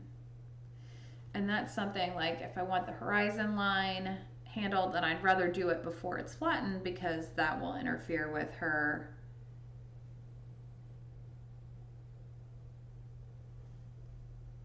okay, so this is a single stem. We might come back to that because we've done a lot of tedious work already. So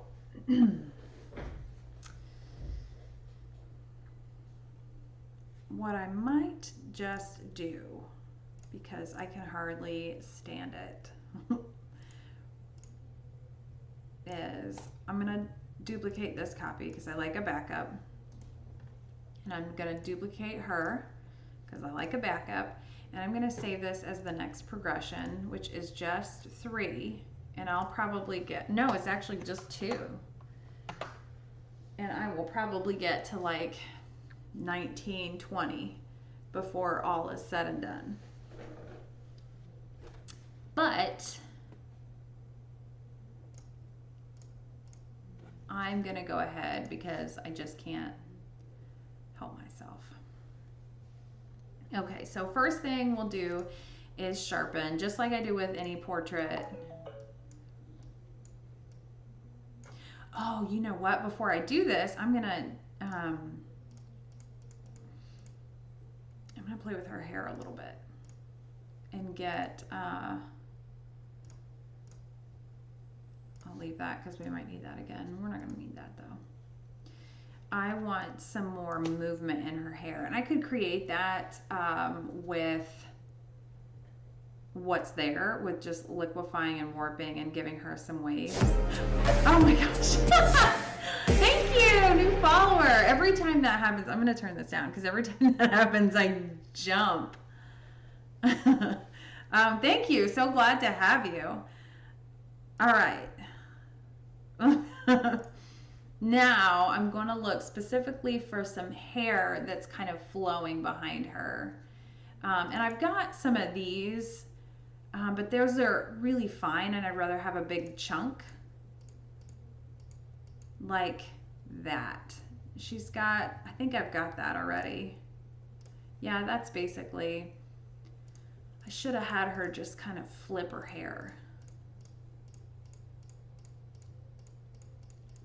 Let's see. So it's like a little movie of her walking back and forth, back and forth. For these composite images, I end up having them do the same thing over and over and over and over and over, just until I know for sure that what we're looking for is in there. That's got some body to it. 29.72.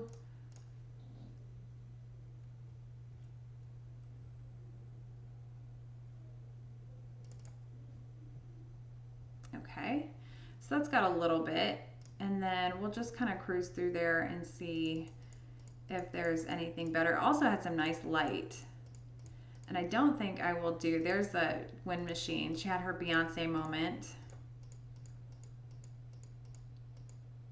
There we go. Let's do that one. 29.97. Okay.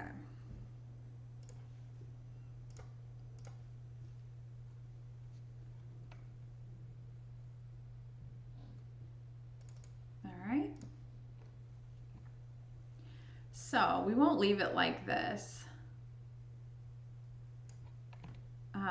She's got some freezies and some flyaways and all that good stuff, but this is a good starting point. And since she already has beautiful hair right there, then it allows me to play a little bit. So we'll just match that up and then go in and erase the background. That's too much. Okay, so first I'll take a pretty small brush and a 100% opacity, and this is a stylus situation.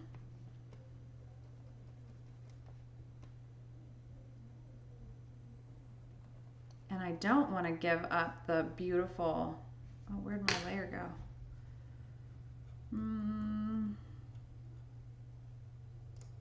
There we go. I don't want to give up the beautiful light in her hair that was already there, was already on the layer that we had. So if I leave it like that, that'll be like blurry looking, so I don't want to do that. But I'll go in with a smaller brush here shortly and clean that up.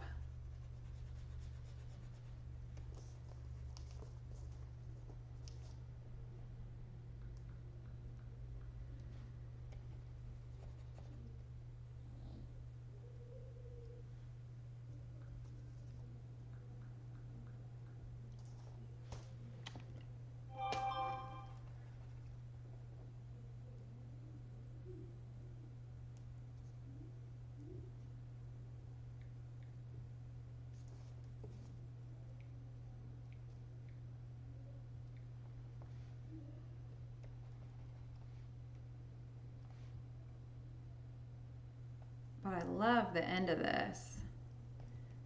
So when we liquefy and warp, and it's different to liquefy when you can see what you're trying to bend.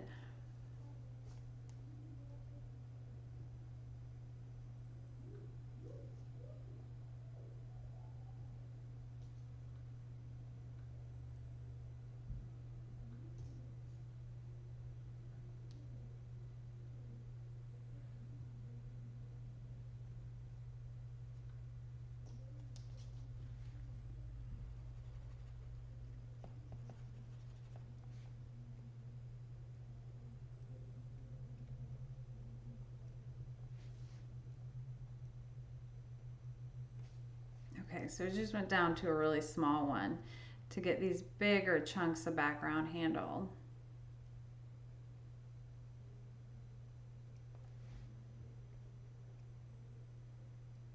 Oops, too much. Went right through her hair, which that's not a huge deal. There's really nothing that you can't fix even without having backups or whatever. That just makes it a little faster. And composites are not fast at all. I would say with my portrait work, I'm extremely fast, and then with composites, it's like painstakingly slow, but it's also worth it.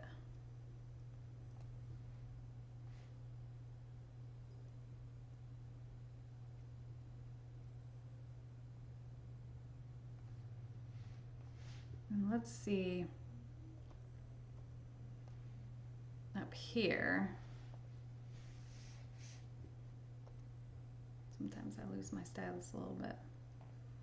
Nope, that was a little much.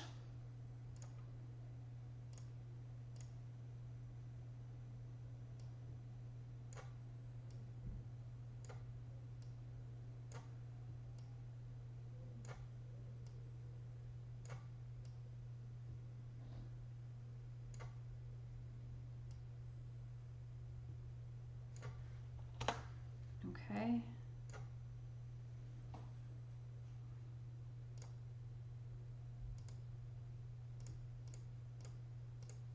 I wish I had more light in it.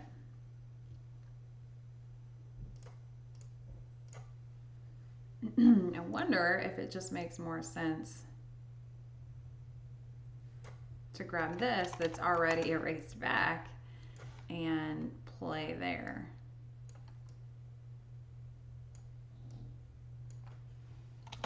And then it's still a little big.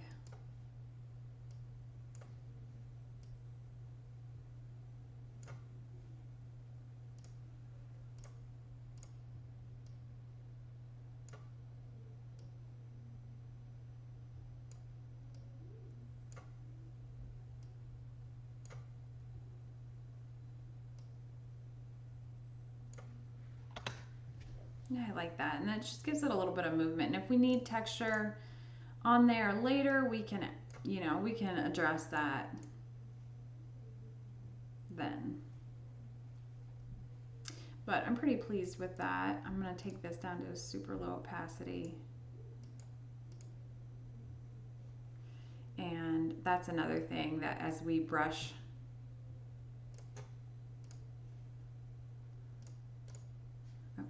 so, merge layers. Okay, and we'll save that. And now we can sharpen. And I messed with this earlier. Usually I don't even have to change a thing because I do the exact same thing every time. And that's a little more than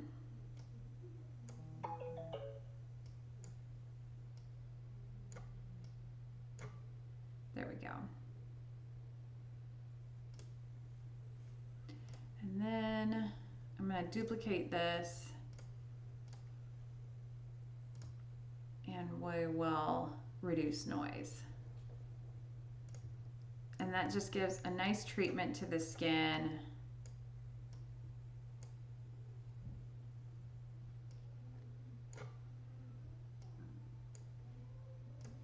Okay. And then color.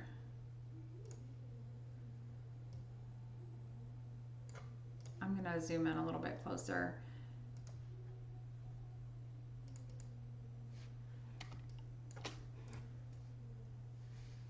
So that I can see the color really well.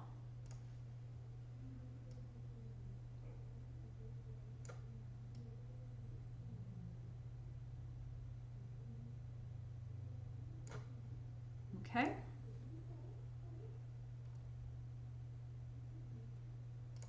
All right, and then I'm going to duplicate that layer again. And zoom in and just clean up. This will be like a 1 or a 2 pixel scenario. Maybe 3. Maybe I can get away with 3. And 100%. And this will just be taking out these little highlights and stuff.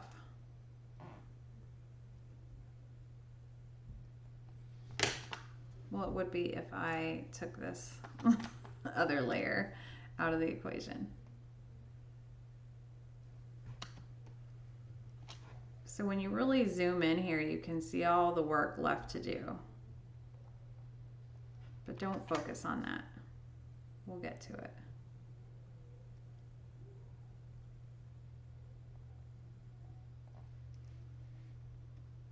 Oops, I'll just chop her foot off.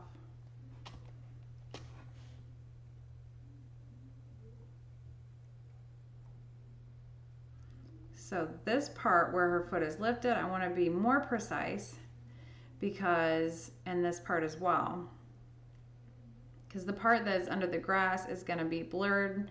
It's going to have some grass blades coming through. It's not as important that it be perfect. So we're not going to do the blades of grass or anything yet. Got a little bit of her leg chopped off there. Just a little though, that happens.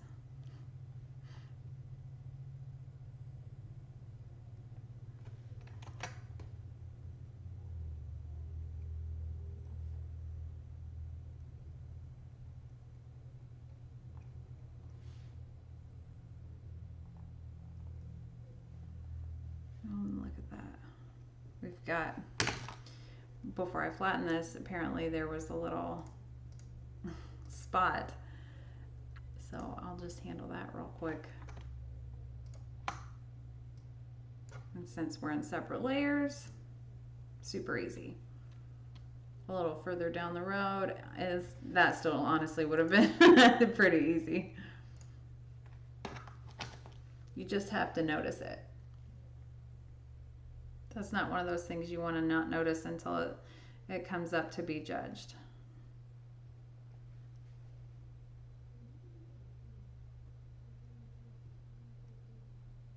Oops.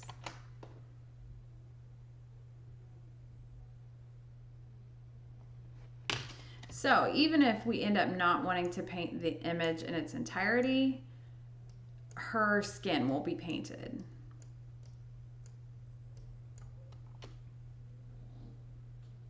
Okay, so you can see the catch lights ended up in the whites of her eyes and not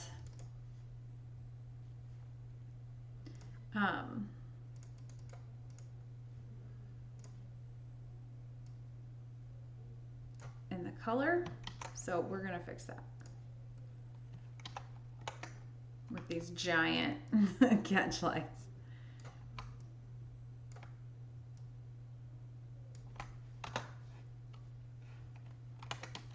And we're really down in the pixels, so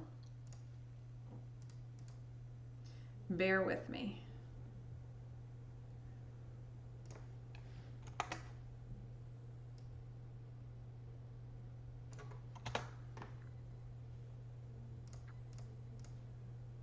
Because that little catch light that we're down in like total pixel peaking territory will make a difference for sure. And actually I think I'm just gonna go ahead. It's so tiny.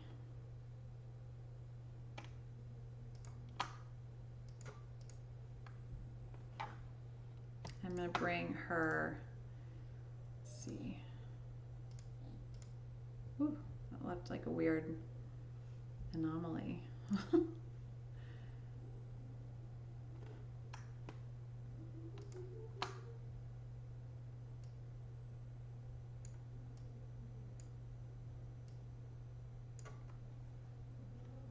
And then that is like a blue,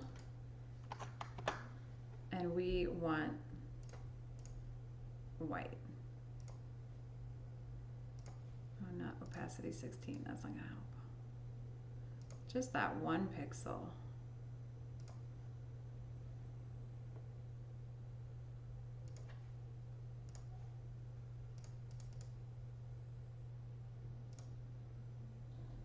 Okay.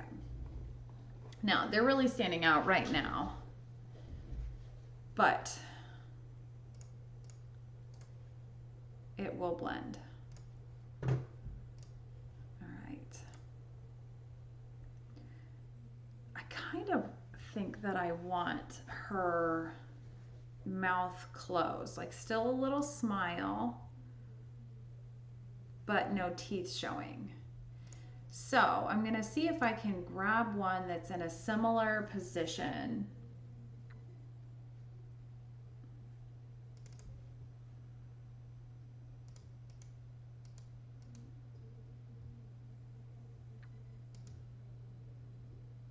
There it is, 2873.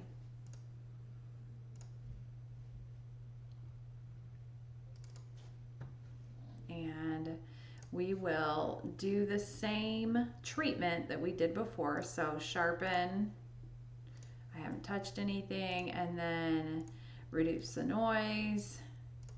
And then I'm not going to worry about the color until I get it on there so we can match it perfectly.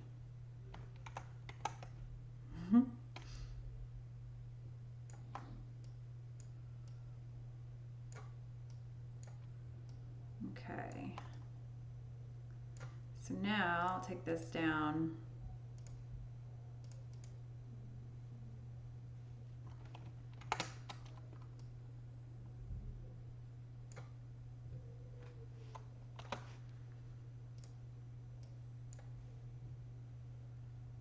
Okay, and then where is my, there it is. Okay, that's too small. And look at all that color bleed in there. We gotta go clean that up for sure. That's too big.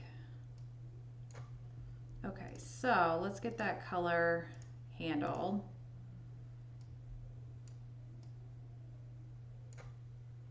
Beautiful.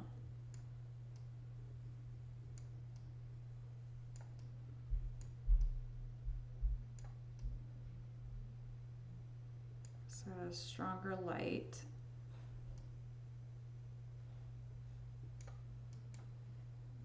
And that needs a little more red, I think.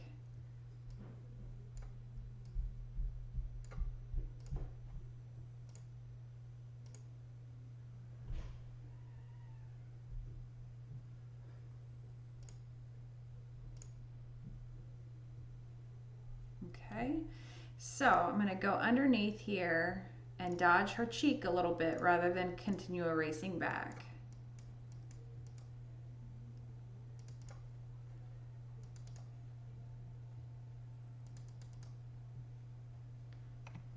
Nope, that's the wrong one. Change that, scratch that. Here we go. And just a slight twist. There we go. Okay. And then we'll touch up the color when we're working on her face.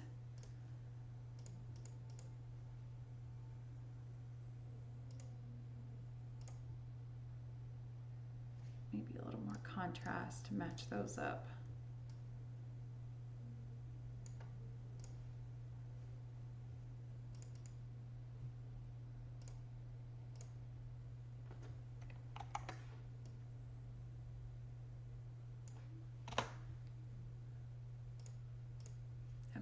And it's just this one little shadow on her nose. I'm gonna go to like around 50%. There we go. There she is. And she took her natural smile with her. Okay. Whoops, did I get the wrong ones? Let me grab that extra little highlight over here. There we go. Merge. Okay.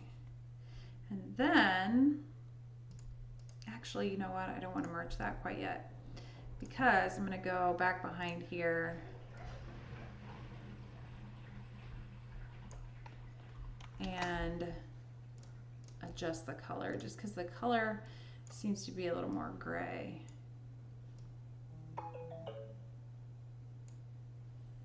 There we go.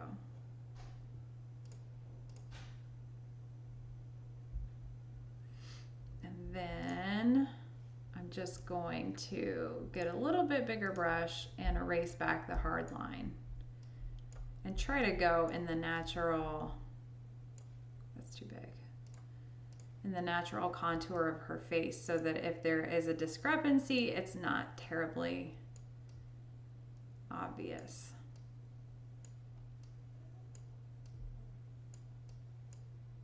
She's like a little moon. Okay, that's a good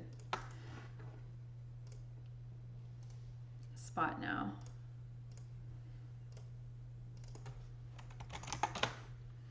Okay.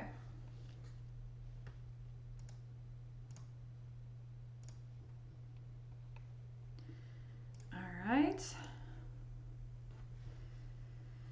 Okay, so I'm going to duplicate this and take a nice big, oh, that's just kidding, not that big.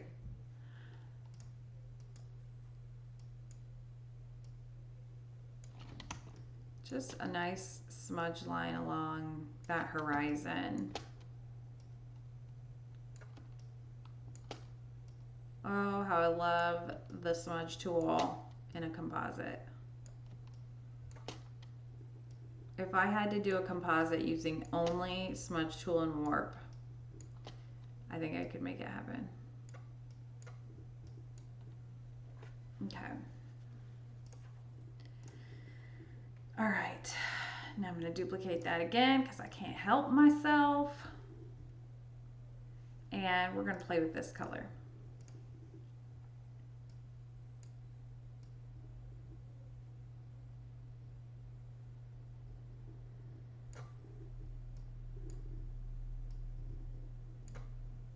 Okay, and then duplicate that and duplicate that again because I'm going to play with the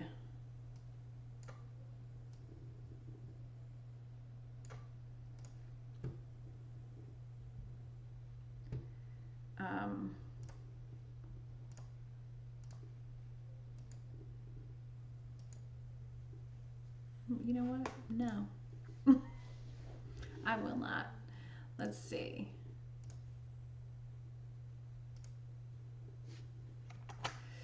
That might end up being, I might end up having to do this after the whole thing.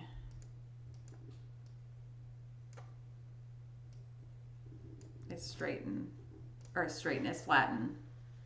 Because I want to keep that dimension, but there, we could do that one. Merge those and duplicate those.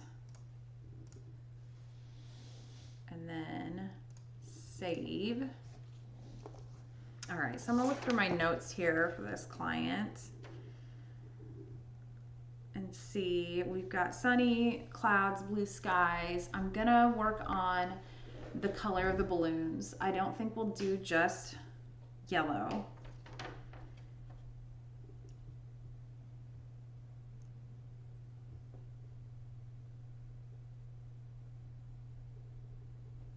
don't know where to fit the rainbow in. And I want to get some forget-me-nots in there. So I know I have one. All the balloons. There's the stem. What I'm not sure about for these is if they're going to be visible. That one, I like it.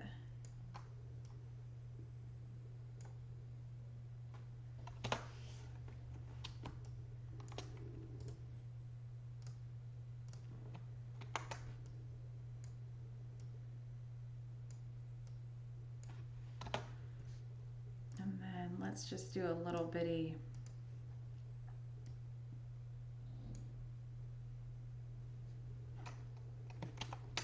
Oh, I didn't copy that, I guess.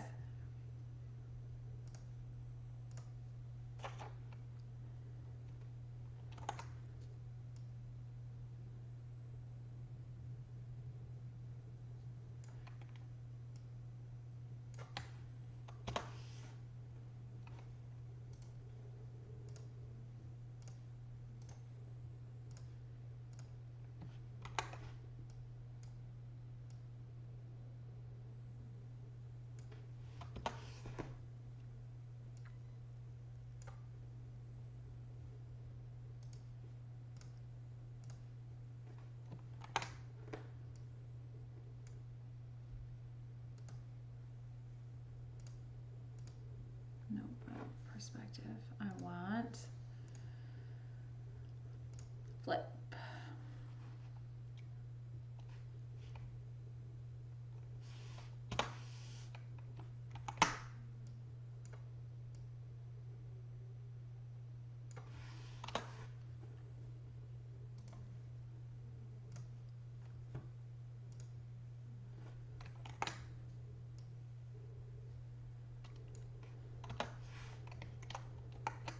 I keep doing that.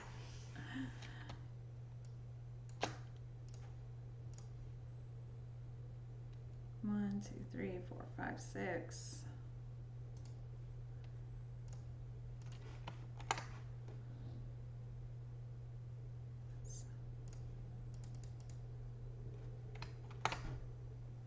Still snowing.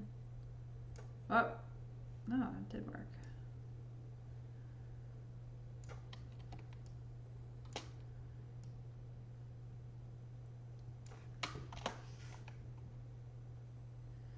One, two, three, four, five, six, seven. Whoop.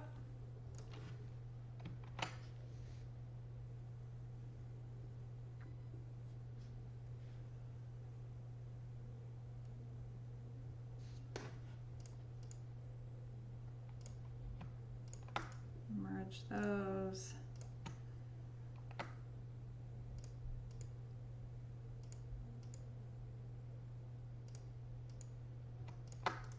Merge those.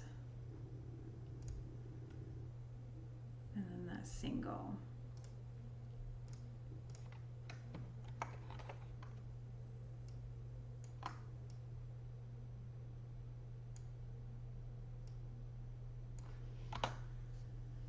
Okay, 1, 2, 3, 4, 5, 6, 7, 8, 9, 10.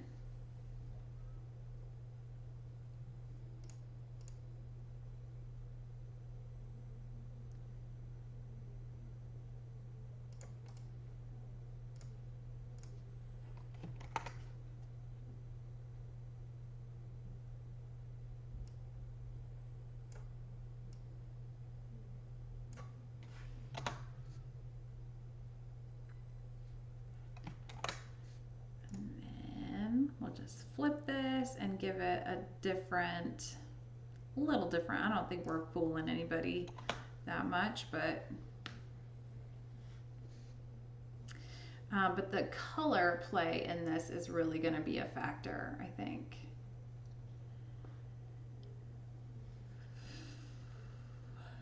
Let's see.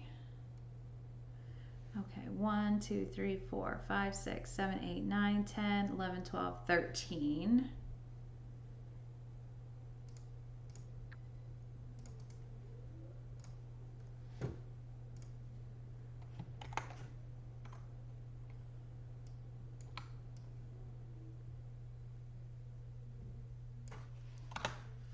14.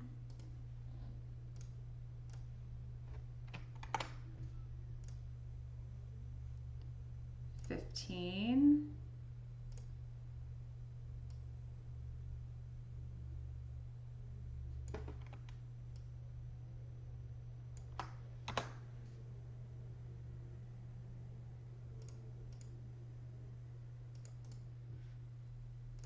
16, 17, 18. Okay,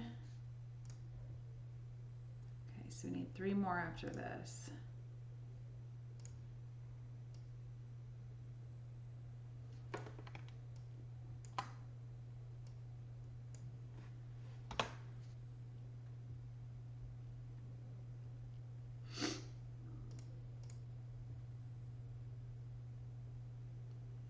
Where are those singles? There we go.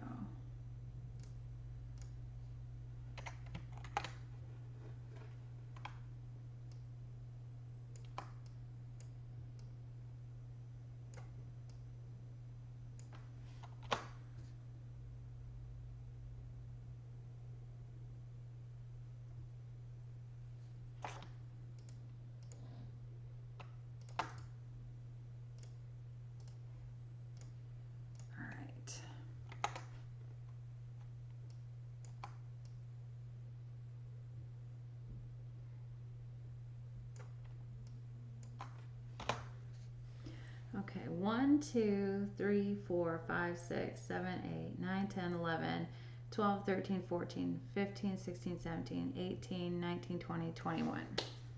Okay. I'm going to save this.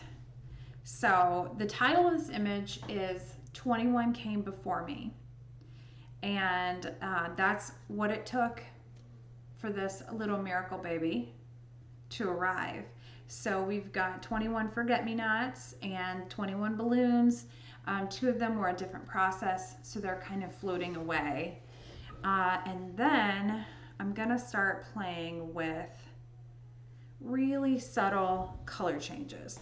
So I'm gonna put all these forget-me-nots in the grass as a merged layer, just to simplify. I'm going to merge these.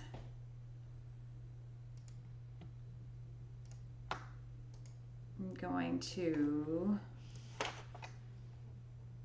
delete those. That's her hair. You know what? I think I'm gonna give that one more shot before I delete that completely.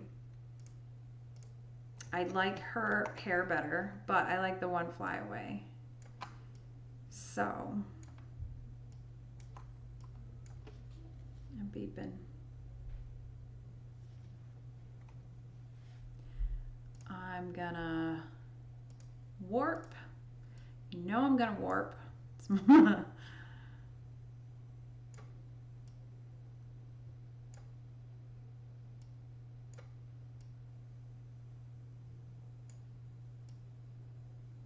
see here.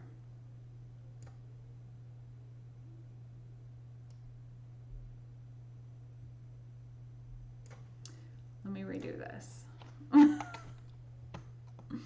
Let's just get the whole thing a little smaller.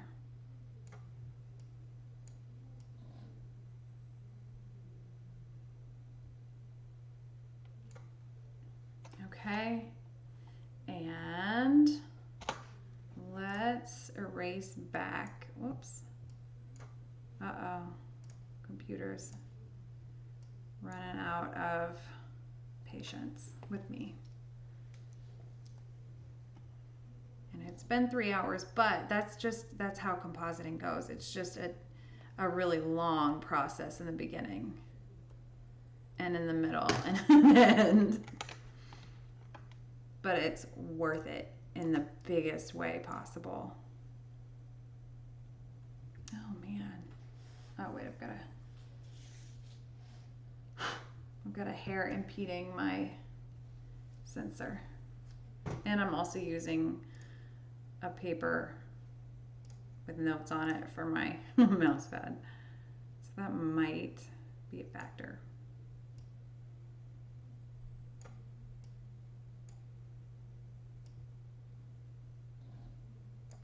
I love this little texture that it's going to add, and I need a much smaller brush. There we go. That's what I was looking for. Merge those. That's the girl. And then duplicate so that we've got a backup, and then we can delete that one. Okay, we are cooking now.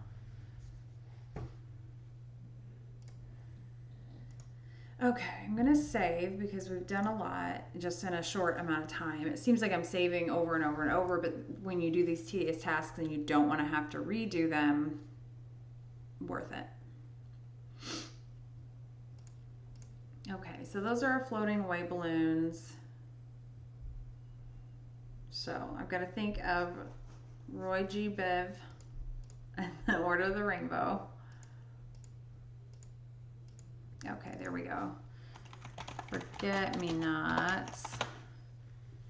And her balloon, and then all of the balloons. All right. So, ooh, okay. How do I want to do this? Let's do...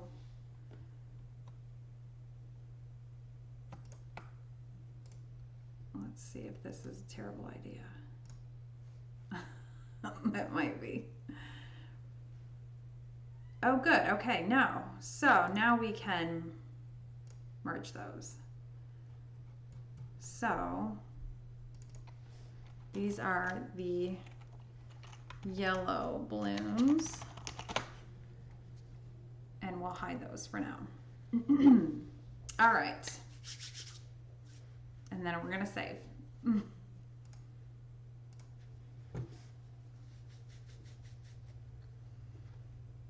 Okay.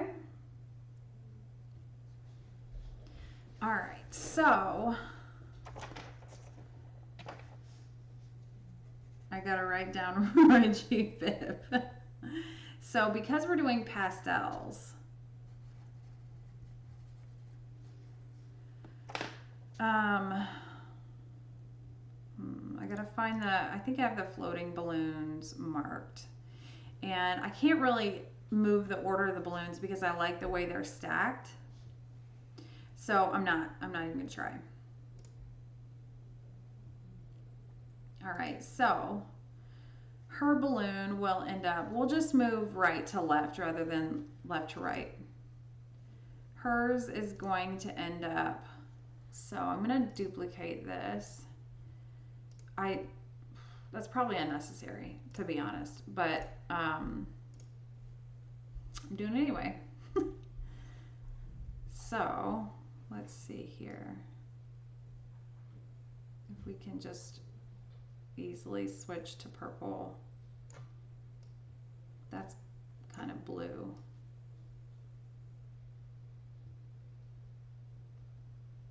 No, we can't. Let's try this.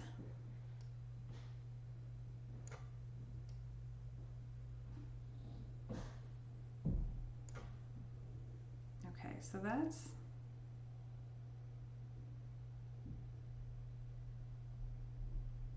Is that purple? Is there anybody out there? I'm colorblind, so I can get close. Whoops. But that's looking more pink to me. So I've got to go by the numbers. And then the brighter colors might end up needing to be even lighter in opacity.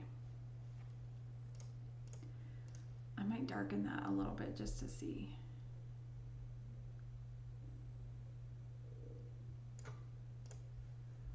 Okay, and now we've got to find this.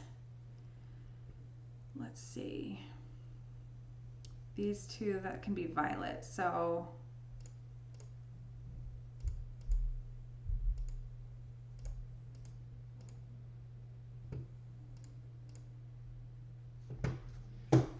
this.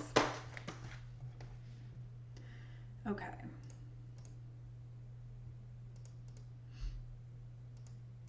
You know what? Maybe we just 1, 2, 3, 4, 5, 6, 7, 8, 9, 10, 11, 12, 13, 14, 15, 16, 17, 18, 19, 20, 21. Okay. I just want to make sure that I end up with the same number that I intend to.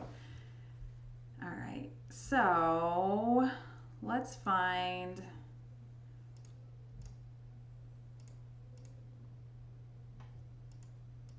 Let's yeah, I guess we do need to go in order. It would be a lot easier not to. Well, a lot, I don't know. Maybe maybe not. No, we're getting close. No, we're not. I went back and forth a ton just trying to mix up any duplication. Okay, that's one to remember. 13 is next.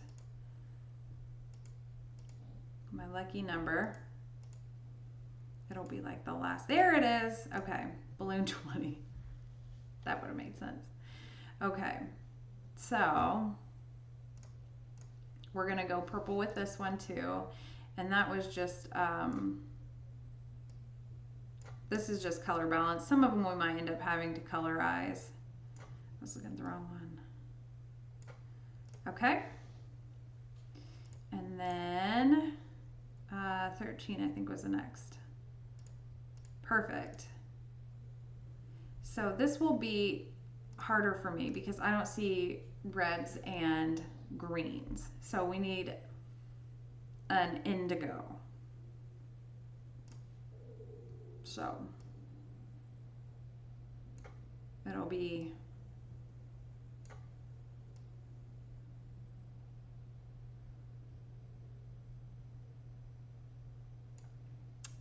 we'll go with that. All right, now did we pass this one already?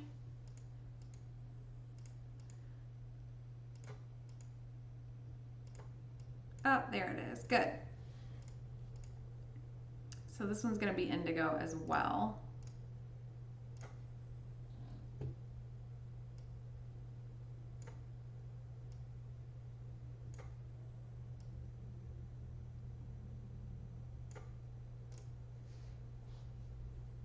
Okay, and then, okay, here, I'm going to do this. Planning.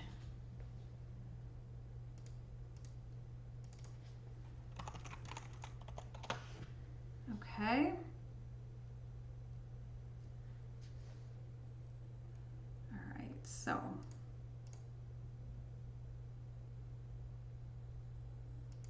let's see.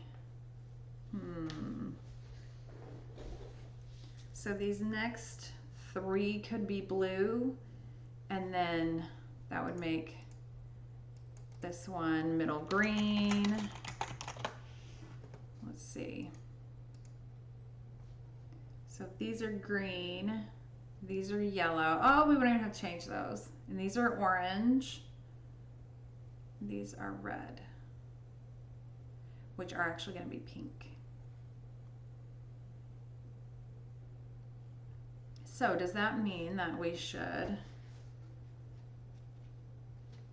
do one more indigo? Or, yeah, should we do one more indigo? I guess it doesn't really matter.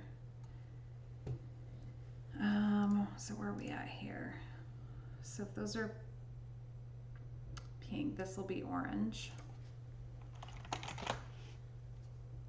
And those are violet, indigo, blue, green.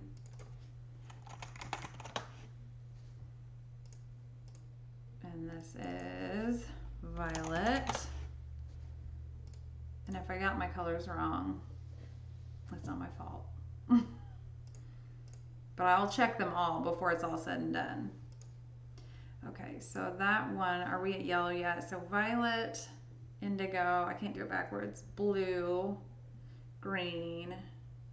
So that one's yellow. So I don't even have to change it. That one's also yellow.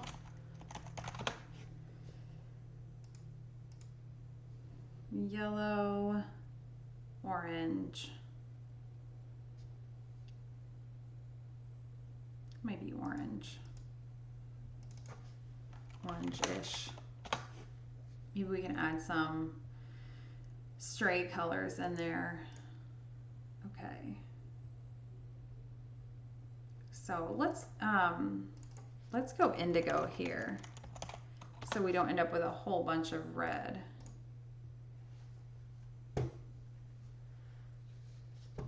The I in Roy G. Biv. So it's just got a little more blue. Okay. So that one's going to be orange. Oh, and this one is going to be blue. So we'll go ahead and change that one. Whoops.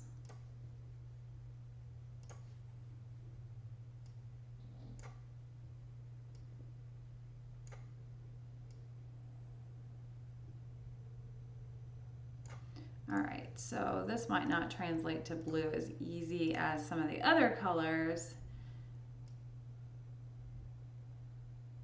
There we go. That'll do it though.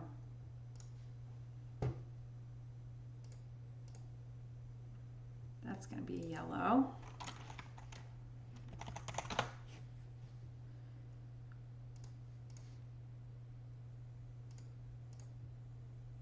And that is going to be either a red or an orange, depending on how this all plays out. All right, so this one's going to be blue.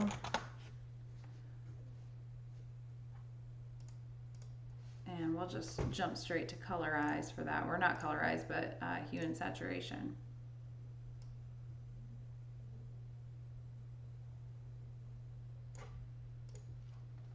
We got some gradient within there. Okay.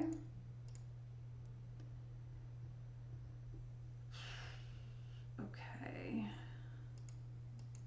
So blue, so this one's going to be green. Is this the one I was on? So this ought to be a relatively easy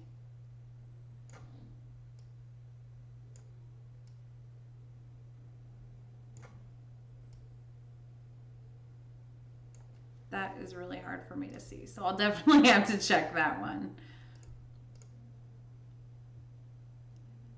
Green, green, green. I don't know what color that one's going to be.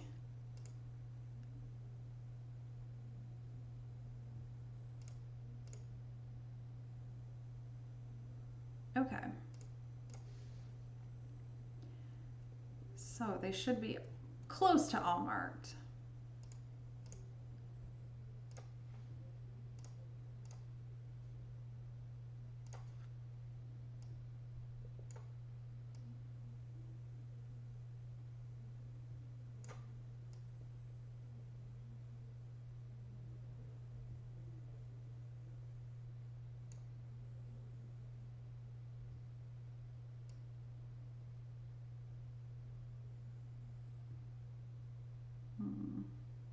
Is that green?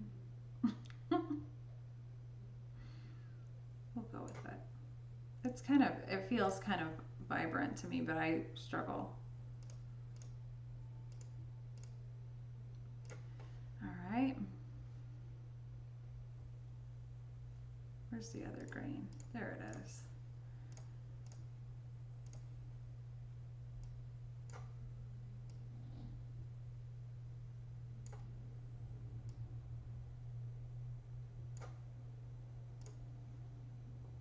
Okay. Yellow, yellow.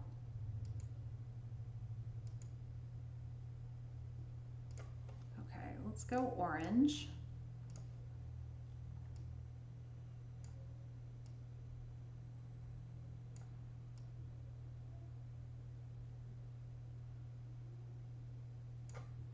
Let's go back to 0 there.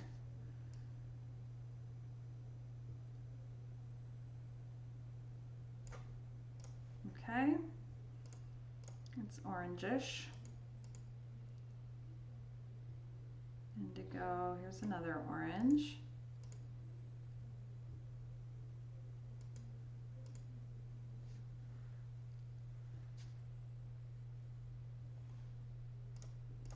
And I think I just did that on here.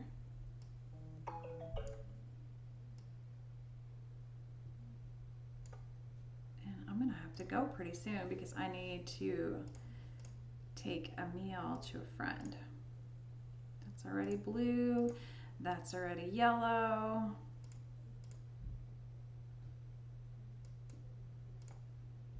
And that is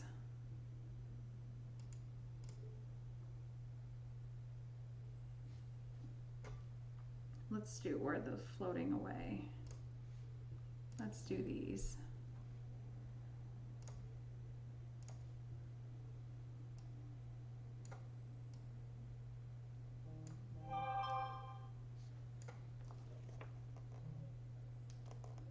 Oh yeah, Olive Garden is texting me. So I'm gonna have to wrap it up.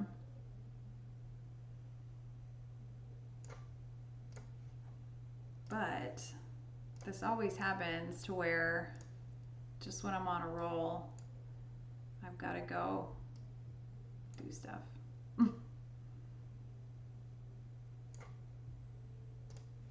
Okay.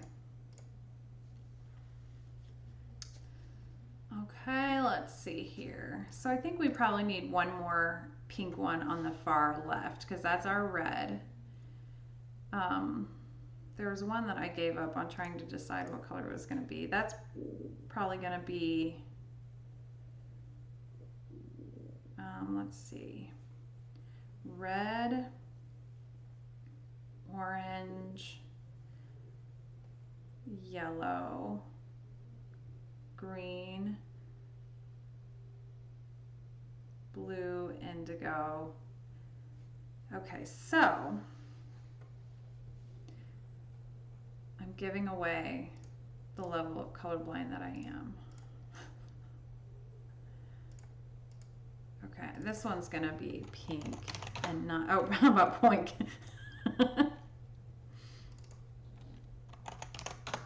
Okay. Maybe it's a good time for me to just step away for a little bit. Oh, I like that red much better. Or pink, okay. All right.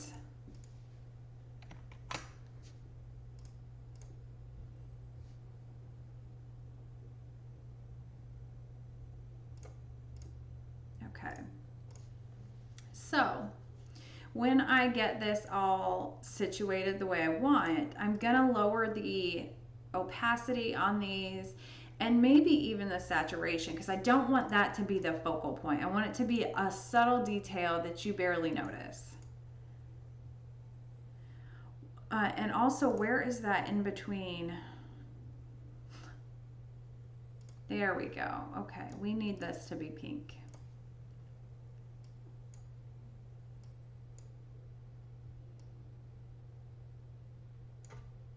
Okay, and then we need this guy at the bottom. There we go. We need him to be orange.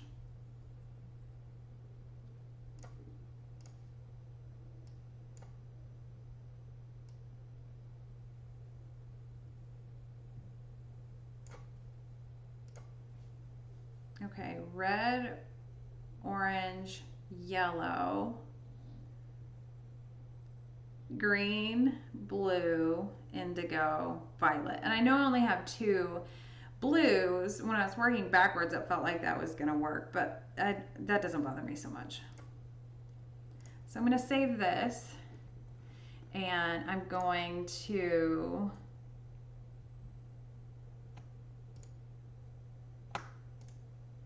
duplicate these layers and merge.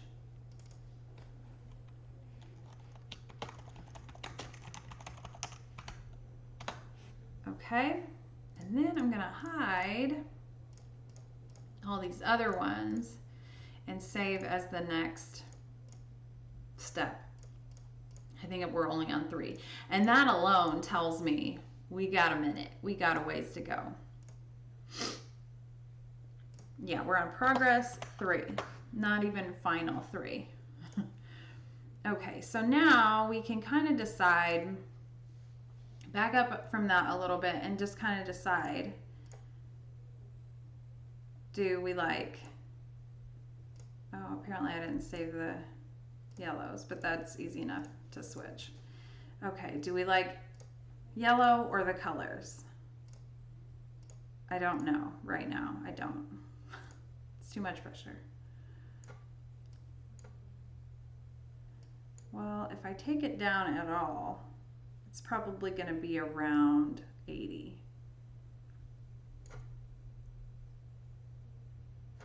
Okay. And I am, ooh, okay, lens for a camera. I have a, hi.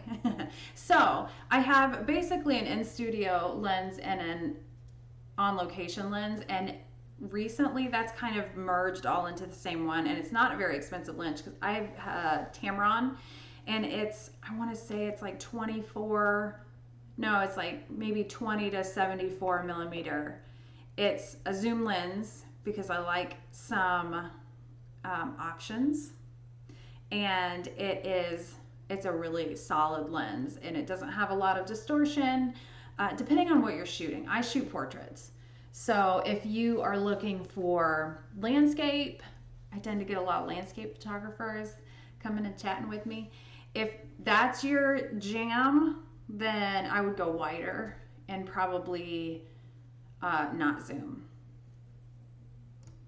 But I have to go pick up dinner. My phone keeps buzzing. Thank you guys so much for being along for the ride here. This is a super tedious process on getting started with the composite. This is far from done, so come back. I'll probably have to do this again tomorrow because I'm on a deadline here, and the complete image won't be a shadow of what we've got going on now.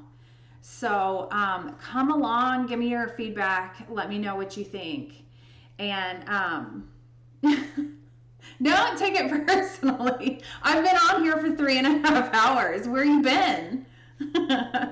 But make sure that you're following here, subscribed on YouTube, and follow me on Instagram because I usually post to Instagram before I jump on here. But I will be back tomorrow, and we'll have a better tie-in for this to finish. And that's the fun part. The stuff today was the work, was the tedious part. But come back, keep me company, give me your opinion. Thank you guys so much. Have a good one. That's why you my mommy. Please.